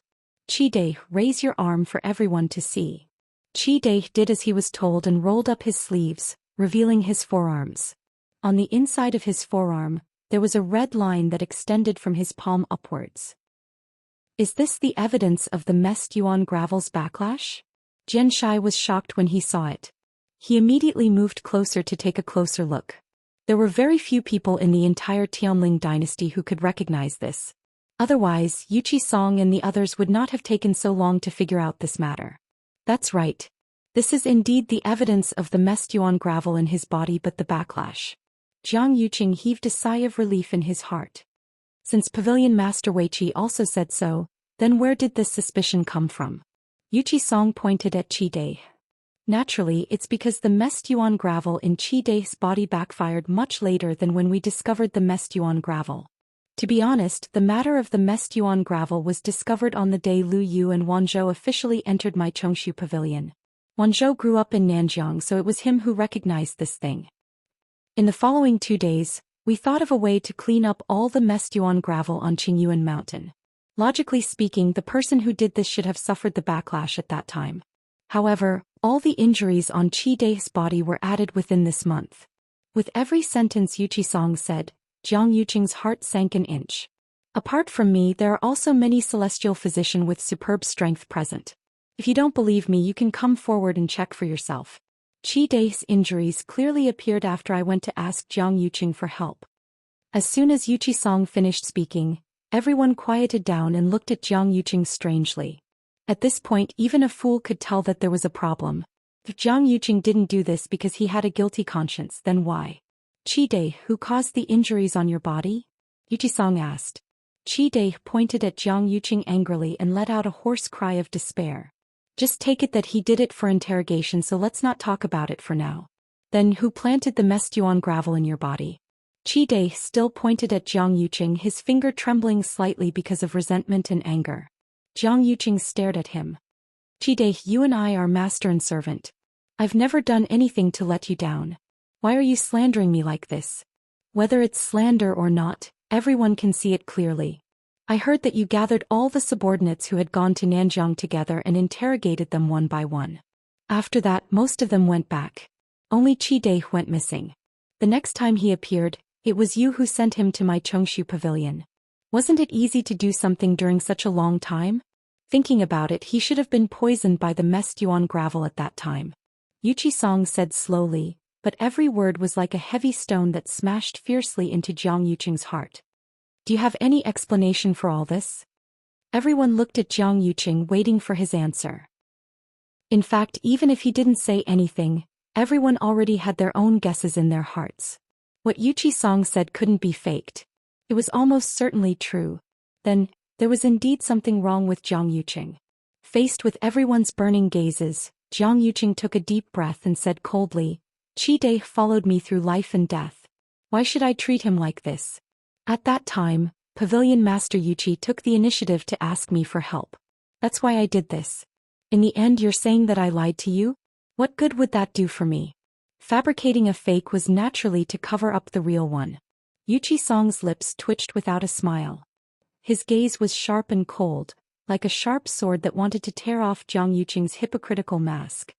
If eldest young Master Zhang doesn't mind, can you show your arm for everyone to see? There's a question that this old man has been wanting to ask you for a long time.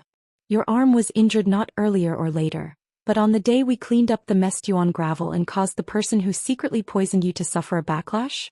Zhang Yuqing, can you answer these questions one by one? Asked Zhang Yuqing. A better reading experience came from Love Network. Chapter 882. Yuqi pressed on, his series of questions almost suffocating Zhang Yuqing. He originally thought that Dai would die soon after arriving at Chongshu Pavilion. Even if he didn't die, the people at Chongshu Pavilion would kill him out of hatred. Even if Yuqi and the others had doubts, they wouldn't be able to stir up any more waves. This matter would be closed. But he never expected that not only did Yuqi and the others fail to kill Dai, they even tried their best to save him. No matter how he thought about it, he actually left himself a huge problem. Zhang Yuqing was filled with regret. If he had known this would happen, he wouldn't have made such an unnecessary move. Even if Yuqi and the others kept suspecting him, they wouldn't be able to find any evidence. It would be a waste of effort. If he had thought more at that time, he wouldn't have fallen into such a trap. Now, the timing of Dai's backlash from the Chaos Yuan gravel didn't match up. Instead, it became the best evidence for them to refute him. Zhang Yuqing understood that if he couldn't give a reasonable explanation for this matter, then from now on he would have to bear this stigma. Pavilion Master Weiqi, I really don't know what's going on. Dai used to be my subordinate, but after returning from Nanjiang, I dismissed them all. If it weren't for helping you this time, I wouldn't have gone to look for them at all. For such a long time, no one knows what they've been doing or who they've been following. Maybe they've already changed masters and are targeting me. Zhang Yuqing gritted his teeth and only said that he had nothing to do with this matter. There's one thing that many people might still remember. Previously, I was ambushed in my residence and was injured. Because of this, I sent people to track down that person's whereabouts. And the person I was looking for at that time was actually Dai's good friend. To be honest, that person's name is Xiamu. He and Dai are good brothers who have gone through fire and water together. After being dismissed, the two of them didn't have any other relatives, so they became neighbors. They took care of each other and had a very good relationship. Since Xiamu was able to assassinate me, who knows if Dai did not have the same goal. Although Zhang Yuqing's explanation was somewhat weak, it was not completely unconvincing. After all, the news of him being assassinated in the Zhang mansion had spread like wildfire among the aristocratic families. To say that he was putting on a show was a bit too much. During this period of time, Dai has indeed been detained by me. However, in the beginning I only detained him because I wanted to investigate Xiamu. Who would have thought that he would later discover that he had actually suffered a backlash from the Chaos Yuan gravel? I thought that he was the person Pavilion Master Weiqi was looking for. After interrogating him, I sent him away. As for the rest, I really don't know. Jiang Yuqing cupped his hands at Yuqi-song. Speaking of which, I was negligent in this matter. I hope Pavilion Master Wei Qi won't blame me. But these things really have nothing to do with me. Back then, experts were as numerous as clouds in the Chongshu Pavilion. How could I have the ability to kill most of the cultivators in the Chongshu Pavilion in a single night? Pavilion Master Wei Qi, you think too highly of me. Hearing Jiang Yuqing's words, everyone's expressions were different. Many people's eyes were wavering.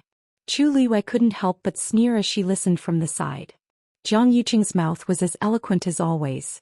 He could make black sound white and wrong sound right. Just now, Yuqi-song had clearly laid out the evidence. It was almost irrefutable. He was actually able to rely on his glib tongue to earn a place for himself. She had really underestimated him. Eldest young Master Jiang. Chu Liwei suddenly spoke. According to what you said, the Jiang character on the phoenix-tailed zither has nothing to do with you. This chaos yuan gravel also has nothing to do with you, right? Jiang Yuqing's expression was indifferent, as if he was very frank. Yes. Back then, I was about to marry the Empress concubine. Why would I do these things and painstakingly scheme to harm her? Everyone looked at each other. Actually, this was also the most strange thing about them. Jiang Yuqing's status back then was definitely higher than the Empress concubine's. This marriage only had benefits for him, no harm at all. But any normal person wouldn't personally ruin their own future and happiness, right? One had to know that back then many young talents wanted this opportunity, but they didn't succeed. Because of his engagement with the Empress concubine, Jiang Yuqing had been envied by many of Xiling City's aristocratic families for a very long time. Back then he really seemed to have been very attentive to the Empress concubine. There was really no reason for him to do this. No matter what he wanted, as long as he married the Empress concubine smoothly, wouldn't it be logical? Why did he have to go through so much trouble, killing the Empress concubine and eliminating the weeds by the roots? And in the end, it was just a big wedding with the third princess Shangguanwan. Compared to the Empress concubine, it was even worse. Chu Liwei nodded thoughtfully as if she was also moved by his words. That's true. I heard that the Empress concubine treated you well back then, and you also won the Empress concubine's favor with great difficulty. Originally, everything was fine, so you really had no reason to betray her, right? She spoke slowly as if she was stating a fact, but also as if she was faintly puzzled.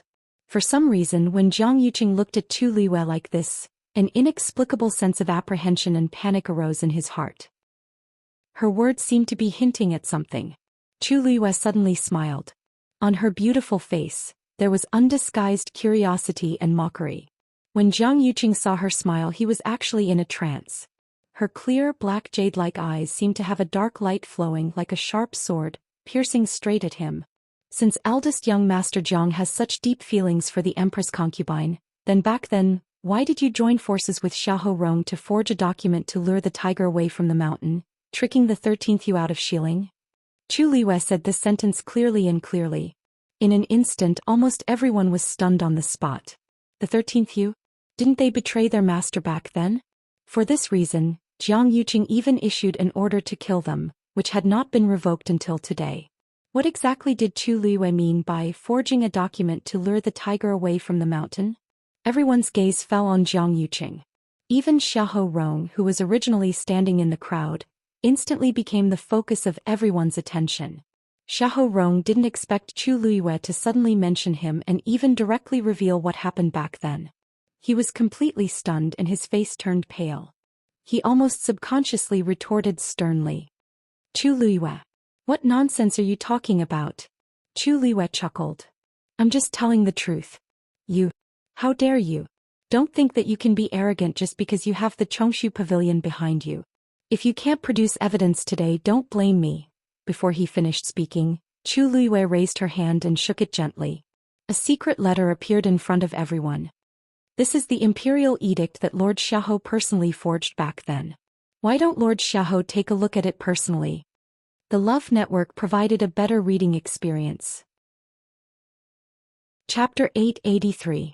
Xiahou Rong's voice stopped abruptly. He stared at the secret letter in Chu Liue's hands in shock. His face was as pale as a ghost and he instinctively denied it. Impossible. I've been keeping that item in my study and even Xiahou Tingon doesn't know where I put it. How did it end up in Chu Liyue's hands? Officer Xiahou, what exactly is going on? Jiang Yuqing's face was terrifyingly cold as he questioned. Xiahou Rong actually let Chu Liyue get such an important item. Isn't he courting death? Xiahou Rong glanced at him and felt guilty. I didn't. I'm loyal to Her Majesty. How can I do such a thing? You'll know once you see it. As Chu Liyue spoke, he passed the letter to Yuan Wei. Officer Yuan, you're very familiar with Her Majesty's handwriting. Why don't you take a look at it personally and see if there's anything wrong with this letter? Yuan Wei's expression turned solemn as he received it with both hands. This secret letter had already been opened by someone, but the remaining golden ink on it was clearly specially used by the royal family. Even the size and paper of this envelope were strictly according to the corresponding standards. Looking at it dazedly, it really looked the same as the real thing. He opened the envelope and took out a letter inside. There were only a few lines of words on it, and the main idea was that there was a dangerous situation at the borders and that the 13 Yu guards were ordered to deal with it. Logically speaking, the 13 Yu guards were the princess's private guards and wouldn't listen to anyone else's orders. However, as the princess would usually deal with many things at the borders, and this letter kept hinting that this matter might threaten the princess, the 13 Yu guards were persuaded to go together. As the princess's wedding was around the corner, it wasn't convenient for her to leave, so the 13 Yu guards let her stay in Xiling while they went to the borders alone and planned to return after dealing with this matter. They then realized that something was amiss and rushed back to Xiling with all their might, but they were still too late. These people had set up layers upon layers of traps in order to distract all the reliable forces around her and finally make a move on her. Chu Liyue tried his best to guard against it, but he didn't expect these two people to plot to kill her. How could he defend against that? This envelope, this letter, this ink and the seal are all exclusive to His Majesty. But this handwriting is not His Majesty's. Yuan Wei frowned. Furthermore, this secret letter does seem to be from 2 years ago. The Yuan family had always been loyal to the Tianling dynasty. Since Yuan Wei said so, then it was an indisputable fact. If that was the case, then everything would make sense. Back then, someone had first forged such a letter and transferred the 13 Yu guards out of Xiling. Then, taking advantage of the fact that there was no one by the princess' side, they had secretly tried to kill her. Finally, he did not forget to eliminate all those who wanted to investigate the truth. This series of methods could be said to be flawless. If someone hadn't planned this beforehand, it would have been impossible to achieve this. This was clearly forcing the Empress concubine into a dead end. Yuan Wei had a grave expression as he looked at Chu Liyue. Miss Chu, may I ask if this letter was really found in the Xiahou residence? Chu Liyue said with a smile. Of course. In this world, there aren't many people who can forge such a genuine secret letter from His Majesty, right? Other than the handwriting, everything else is real. It was obvious that this was something that only a person who was deeply trusted by His Majesty could do. No matter how one thought about it, Xiahou Rong was one of the 3 grand tutors. He usually assisted His Majesty and had the most interactions with His Majesty. He was also the most convenient and easiest to do this. This time, even the surrounding officials' expressions changed as they looked at Xiahou Rong. Forging an imperial edict was a capital offense.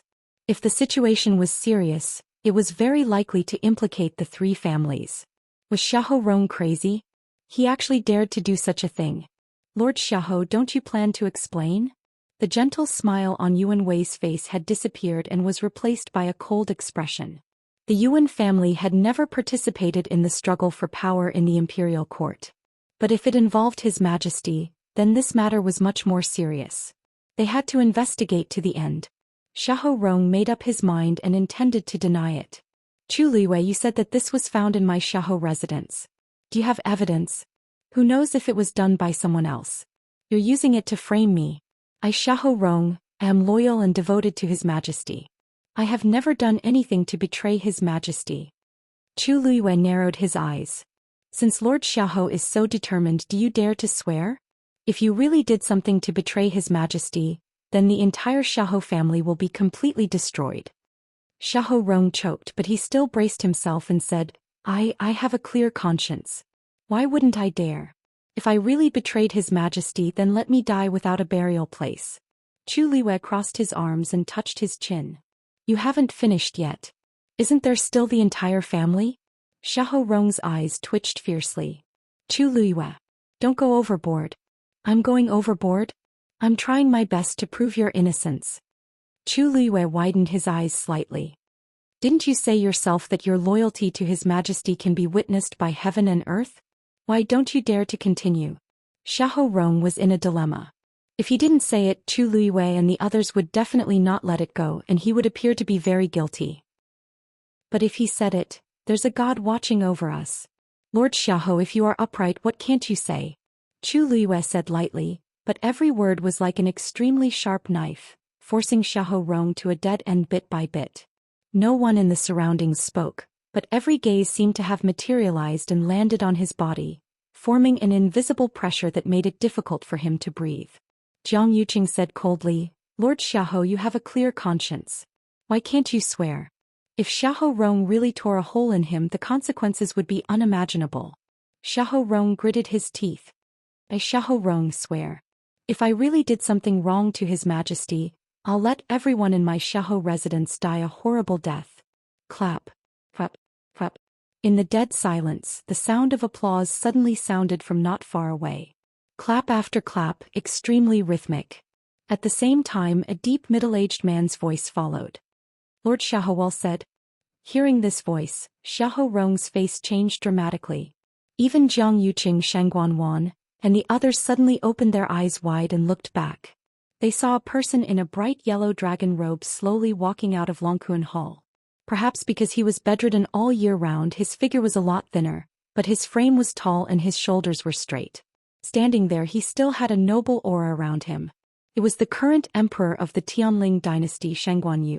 Digression. It's about 12:30 p.m., a little late. Mobile users, please browse for a better reading experience from the AI network. Chapter 884. A stone stirred up 1,000 ripples. If all the previous disputes were surging undercurrents, then the appearance of Shangguan Yu completely set off stormy waves in everyone's hearts. Everyone in the Tianling dynasty knew that the current emperor was seriously ill and in a coma, and had not woken up for 2 years. Many people even guessed that he might never wake up.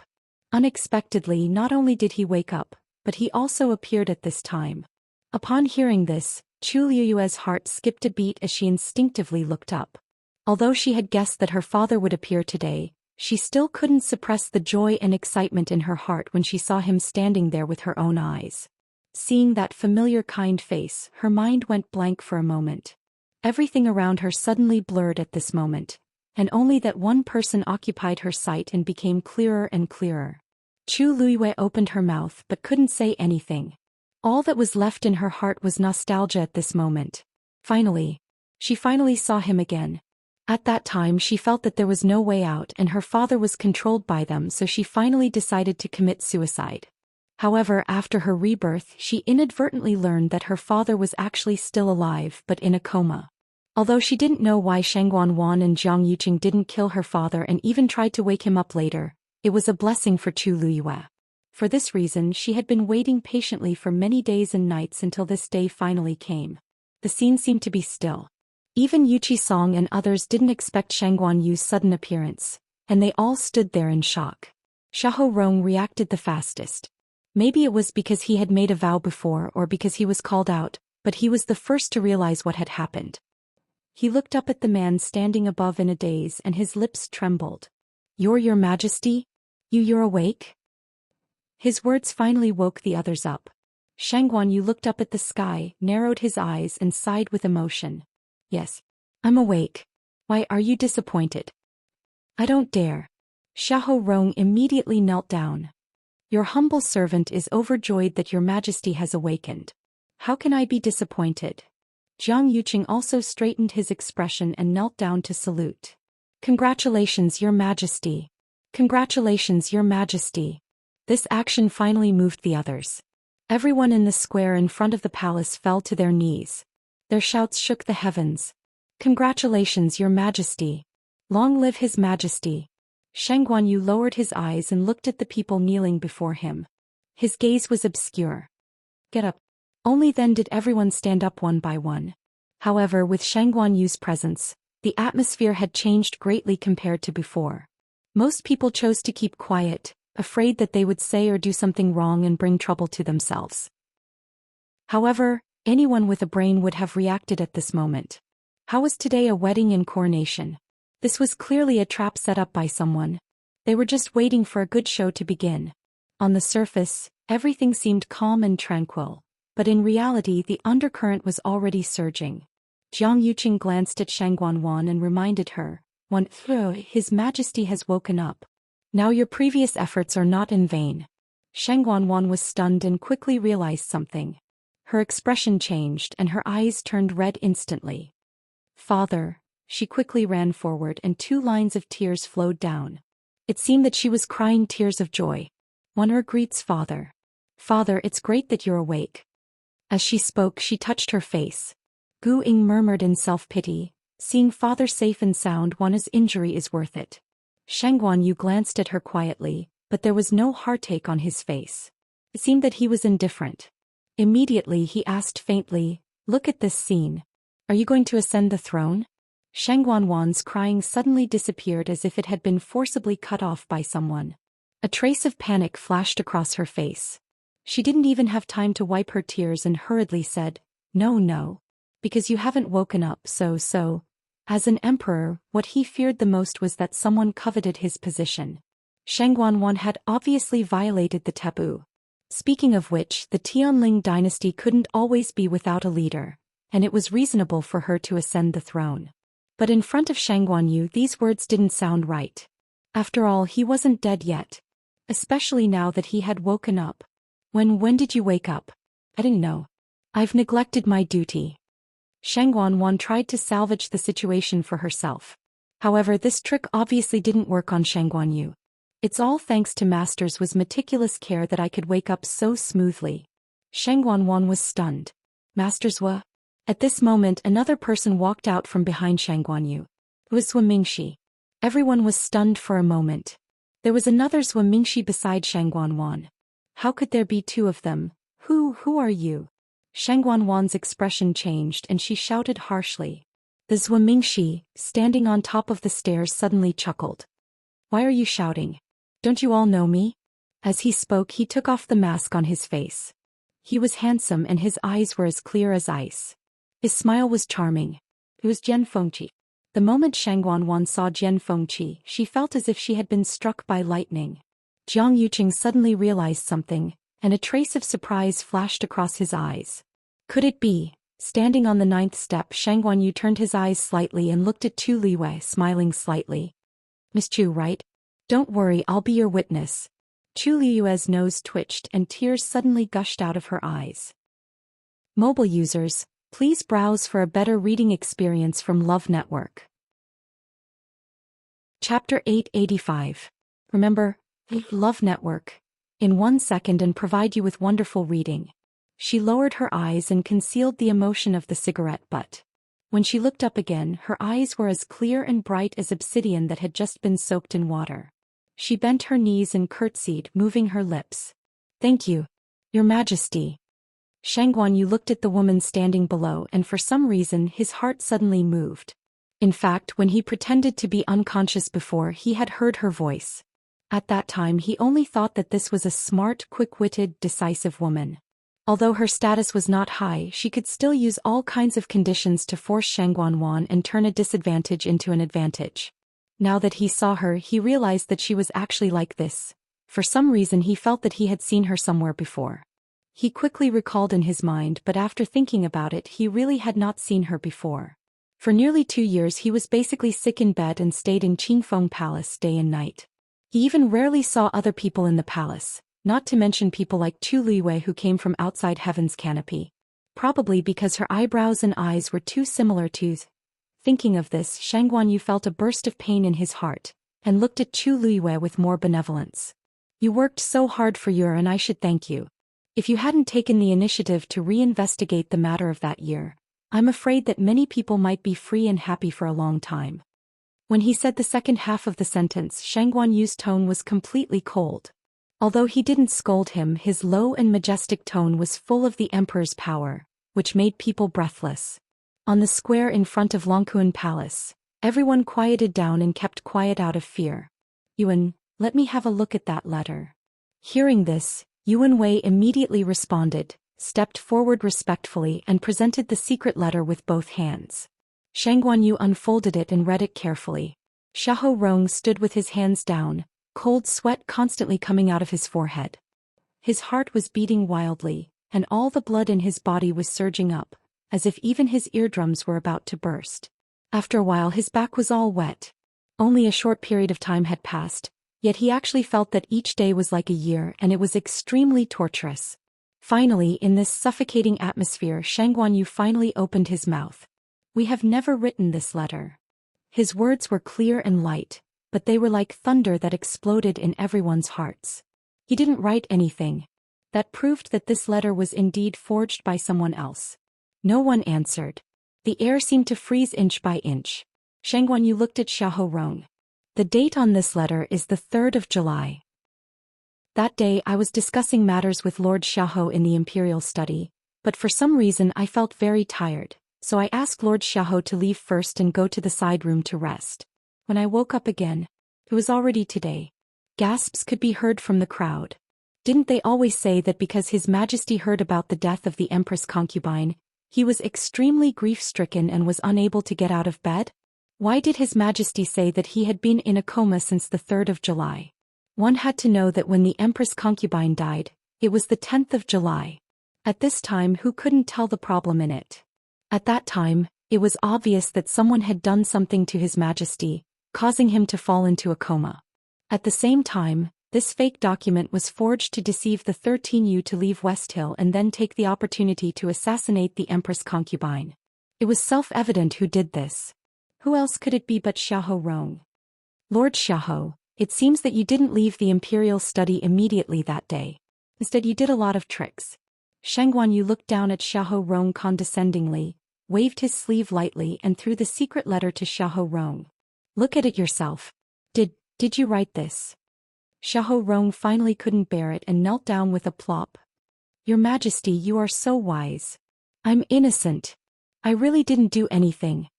Xiahou Rong cried out while secretly regretting it in his heart. The reason why he kept this letter was actually to use it as evidence to suppress Zhang Yuqing. Although they had done a lot of things together, they didn't trust each other very much. That was why he kept this thing as a precaution. However, I didn't expect Chu Liyue to find this letter and His Majesty to personally identify it. Now he really couldn't clear his name even if he jumped into the river. If he had known this, he should have destroyed this secret letter directly at the beginning. In the face of such irrefutable evidence, Xiahou Rong's defense and crying seemed very pale and powerless. Just now when I was inside, I seemed to have heard Lord Xiahou swearing on the whole Xiahou mansion that if they really betrayed me, they would all die a horrible death. Xiahou Rong was suddenly stunned, and a strong sense of uneasiness suddenly surged in his heart. Your Majesty, Lord Xiahou, I didn't expect you to be so cruel to your own people, Shang Guanyu said lightly and shook his head. After all, I misjudged you. Your Majesty, I didn't. I really didn't do anything to let you down. Someone is framing me. Someone is framing me. Your Majesty, you are so wise. Xiahou Rong was shocked and hurriedly knelt forward. But before he reached the 9 steps, Shang Guanyu had already opened his mouth. Xiahou Rong rebelled against his superiors and attempted to murder me. This is the first crime. Faking the secret edict and deceiving his superiors is the second crime. As punishment for these 2 crimes, Xiahou Rong's position as Grand Tutor will be removed and he will be demoted to a slave. He will be beheaded in public at noon tomorrow. In addition, Xiahou Mansion's 3 close relatives will be implicated. The 3 distant relatives, regardless of their gender, will all be sent to the frontier as slaves. They will never be able to return. Each and every word echoed clearly in front of the main hall. Xiahou Rong's movements suddenly paused and he knelt on the ground dejectedly. The last trace of blood on his face faded in an instant. In an instant, all the strength in his body seemed to have been sucked away and even his breathing became difficult. Over, it's over. With this sentence, the entire Xiahou family would be completely destroyed. His wives, concubines, his relatives and clansmen. Being sent to the frontier as slaves was more terrible than being beheaded directly. It was really a fate worse than death. Your Majesty, please have mercy. For the sake of the Xiahou family's 100 years of loyalty, please spare my wives and children. If the Xiahou family was destroyed in his hands, he would become the sinner of the whole family. Shang Guanyu looked at him with deep eyes. Xiahou Rong, you also know that the Xiahou family's 100 years of loyalty was defeated by you. After all, he had only himself to blame for all this. Xiahou Rong sat on the ground, his heart completely cold. Take him away. Shang Guanyu waved his hand. Just when the people next to him were about to step forward, Xiahou Rong suddenly turned back and pointed at Jiang Yuqing fiercely, shouting with a ferocious look, "It's him! He and the third princess forced me to do this." Mobile users, please browse and read. A better reading experience comes from the Love Network. Chapter 886. If you want to die, let's all die together. At this time, Xiahou Rong had obviously gone completely crazy. His Majesty's imperial edict had been issued, and the Xiahou clan would have no chance of turning things around. The entire clan, a total of thousands of people, would all be implicated. And the ones who caused all this were Jiang Yuqing and Shang Guanwan. Since he couldn't live then, no one would have an easy time. Jiang Yuqing's pupils constricted. He stared coldly at Xiahou Rong. Lord Xiahou, watch your words. Don't drag other innocent people down just because you made a big mistake and implicate the entire clan. Shang Guanwan also panicked and hurriedly refuted. That's right. This matter has nothing to do with me. Xiahou Rong, don't talk nonsense. Innocent people. Spouting nonsense. Xiahou Rong laughed sarcastically. Jiang Yuqing, are you saying that you're innocent now? Weren't you the one who gave me the drug to His Majesty? Now you jump out to say that you're innocent and want to push all the blame to me to get rid of it. In your dreams. Xiahou Rong simply went all out and directly exposed everything. Everyone was shocked on the spot. The amount of information contained in this sentence was too much. The drug to His Majesty was given by Jiang Yuqing? Didn't that mean that Jiang Yuqing was also involved? If you hadn't promised to give me the 9 clouds yuan recovery pill after everything was done, I wouldn't have agreed to do these things for you. Now that everything has been exposed, no one can escape. He was doomed, so he had to drag a few people down with him. Jiang Yuqing's temples were throbbing, and he couldn't wait to immediately step forward and block Xiahou Rong's mouth. His face was livid, his fists clenched, and he suddenly sneered. Lord Xiahou, you said that I gave you the drug back then. Do you have any evidence? Empty words without any proof. If whatever you say is the truth, then wouldn't everyone here be at your mercy? Xiahou Rong froze and immediately clenched his teeth. Everything that happened back then was done very discreetly. Even that medicine was given to him by Jiang Yuqing in private. Other than the two of them, no one else could prove it. If Jiang Yuqing stubbornly refused to admit it, then it would really be difficult to convict him. Furthermore, my Jiang family is a large Tianling family and I'm about to marry the princess. What reason do I have to spend so much effort to harm His Majesty first and then the princess? Xiahou Rong gritted his teeth in anger. This Jiang Yuqing was truly treacherous.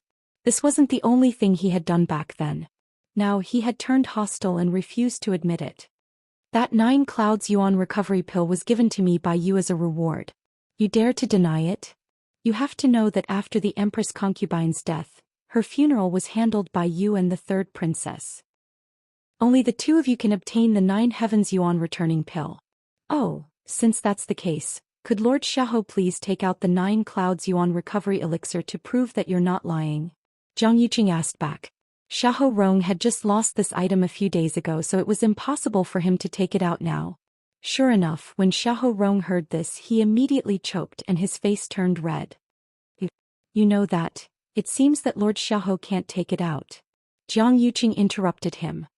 In that case, please don't make irresponsible remarks again, Lord Xiahou. It's here. Before he could finish speaking, a clear voice suddenly sounded from the side. Jiang Yuqing's heart skipped a beat. He turned his head and saw Chu Liwei smiling as she took out a black wooden box. The moment he saw that box, Jiang Yuqing's heart suddenly sank. Wasn't this thing stolen? Why was it here with Chu Liwei? He recalled that the previous secret letter was also stolen from the Xiahou residence. Could it be that all these things were done by Chu Liwei alone? But she was clearly still in the Dahuang swamp some time ago. How could, this should be what you're looking for, right? Chu Liwei shook the box in her hand and smiled meaningfully. I can prove that this thing was indeed plundered from Lord Xiaoho's study. Because she had already taken out the secret letter earlier, everyone was very convinced by her words. The 9 Clouds Yuan recovery pill was the only 9th grade essence pill left behind by Taizu. It had always been carefully enshrined by the Tianling royal family. Previously, His Majesty had indeed bestowed it to the Empress for safekeeping. After the Empress's death, these items were all handled by the 3rd princess and Jiang Yuqing. Such an important item like the 9 Clouds Yuan recovery pill actually appeared in Chu Liyue's hands. Clearly it had been taken away before. This just happened to confirm Xiahou Rong's previous words. Jiang Yuqing used the 9 Clouds Yuan recovery pill as a reward to help him drug His Majesty and forge a document. Chu Liyue handed the wooden box to Yuan Wei. Your Majesty, please take a look. Yuan Wei took the item and carefully opened the box. A strong medicinal fragrance instantly spread out.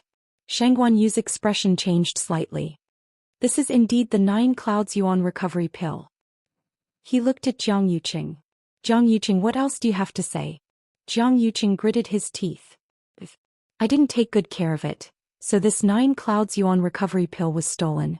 However, what Lord Xiahou said just now was indeed slander. Your Majesty, please investigate clearly. He was determined to deny it to the end. Xiahou Rong was extremely resentful and began to search in his mind. He wanted to directly kill Jiang Yuqing and Shangguan Wan as well. But after thinking about it, he was shocked to realize that he really couldn't produce any strong evidence. Jiang Yuqing had always been cautious and didn't leave any traces. Every time they discussed things, there was no one else present. Even now that the 9 Clouds Yuan recovery pill had been taken out, he still said that it was his lack of supervision that led to the theft and that he didn't send it out himself. Apart from this mouth, Xiahou Rong couldn't do anything to Jiang Yuqing. He was so angry that his whole body trembled. He pointed at the two and scolded, Good. You don't want to admit it now, right? Then I'd like to ask, if you didn't do anything to His Majesty, then why did you guard Qingfeng Hall so strictly in the past 2 years and even sent 3 celestial physicians to take care of it in turn? If this isn't a guilty conscience, then what is it? As he said this, he suddenly looked at the crowd and sternly shouted, Let's go. Xianxia, Xialang, do you dare to stand up and tell everyone what's going on with His Majesty's body? Right, and Mingxi. The 3 of you have been responsible for taking care of His Majesty from the beginning.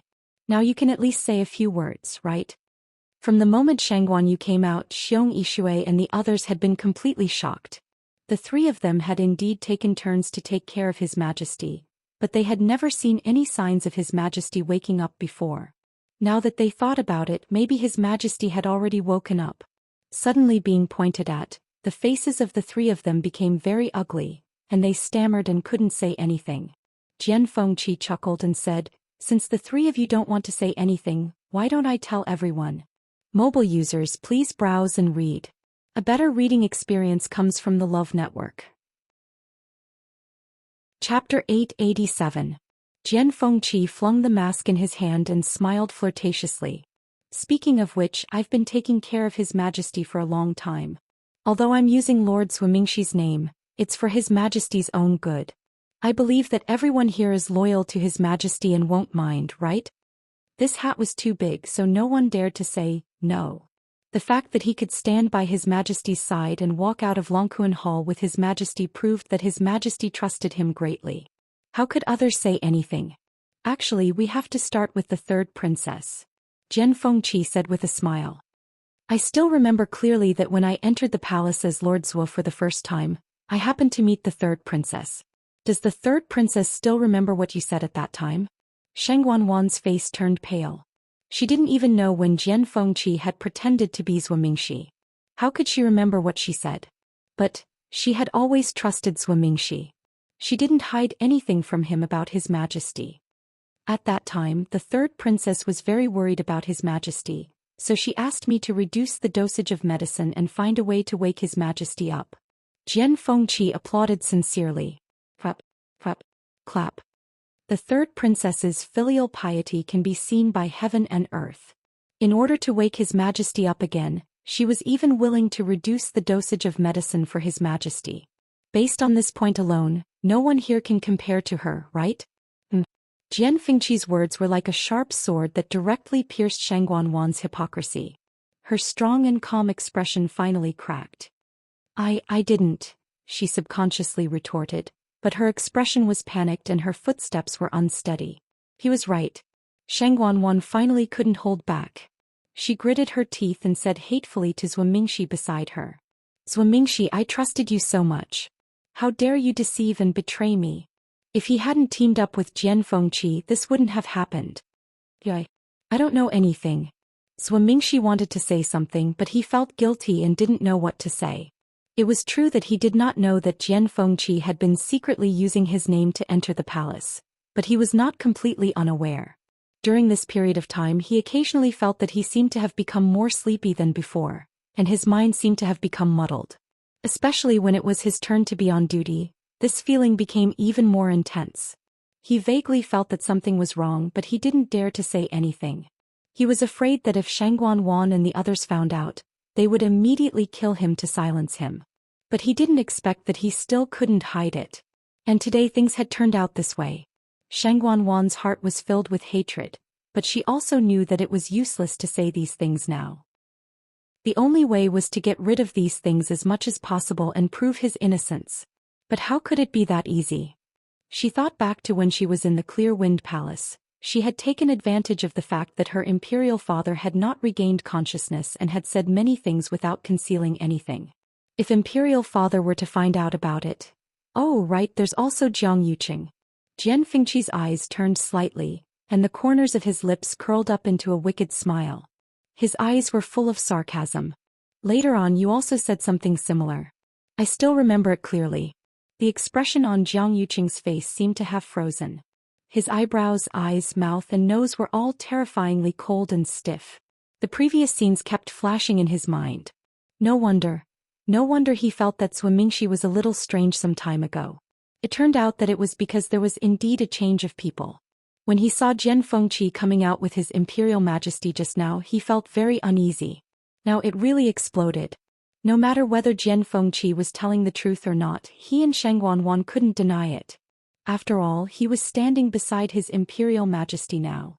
What Jian Fengqi said now obviously had his Imperial Majesty's permission, and even, he was representing his Imperial Majesty's position. The number of times this young master has entered the palace is actually not many. But whenever I meet the two of you, I have to talk about the matter of using medicine back then. Wasn't that what Lord Xiaohe was talking about just now? What, you still refuse to admit it? The evidence was already in their faces, but they still refused to admit it. How thick-skinned. Dead silence. Jiang Yuqing and Shang Wanwan both fell silent. This was no longer a matter that could be cleared of suspicion by denying it.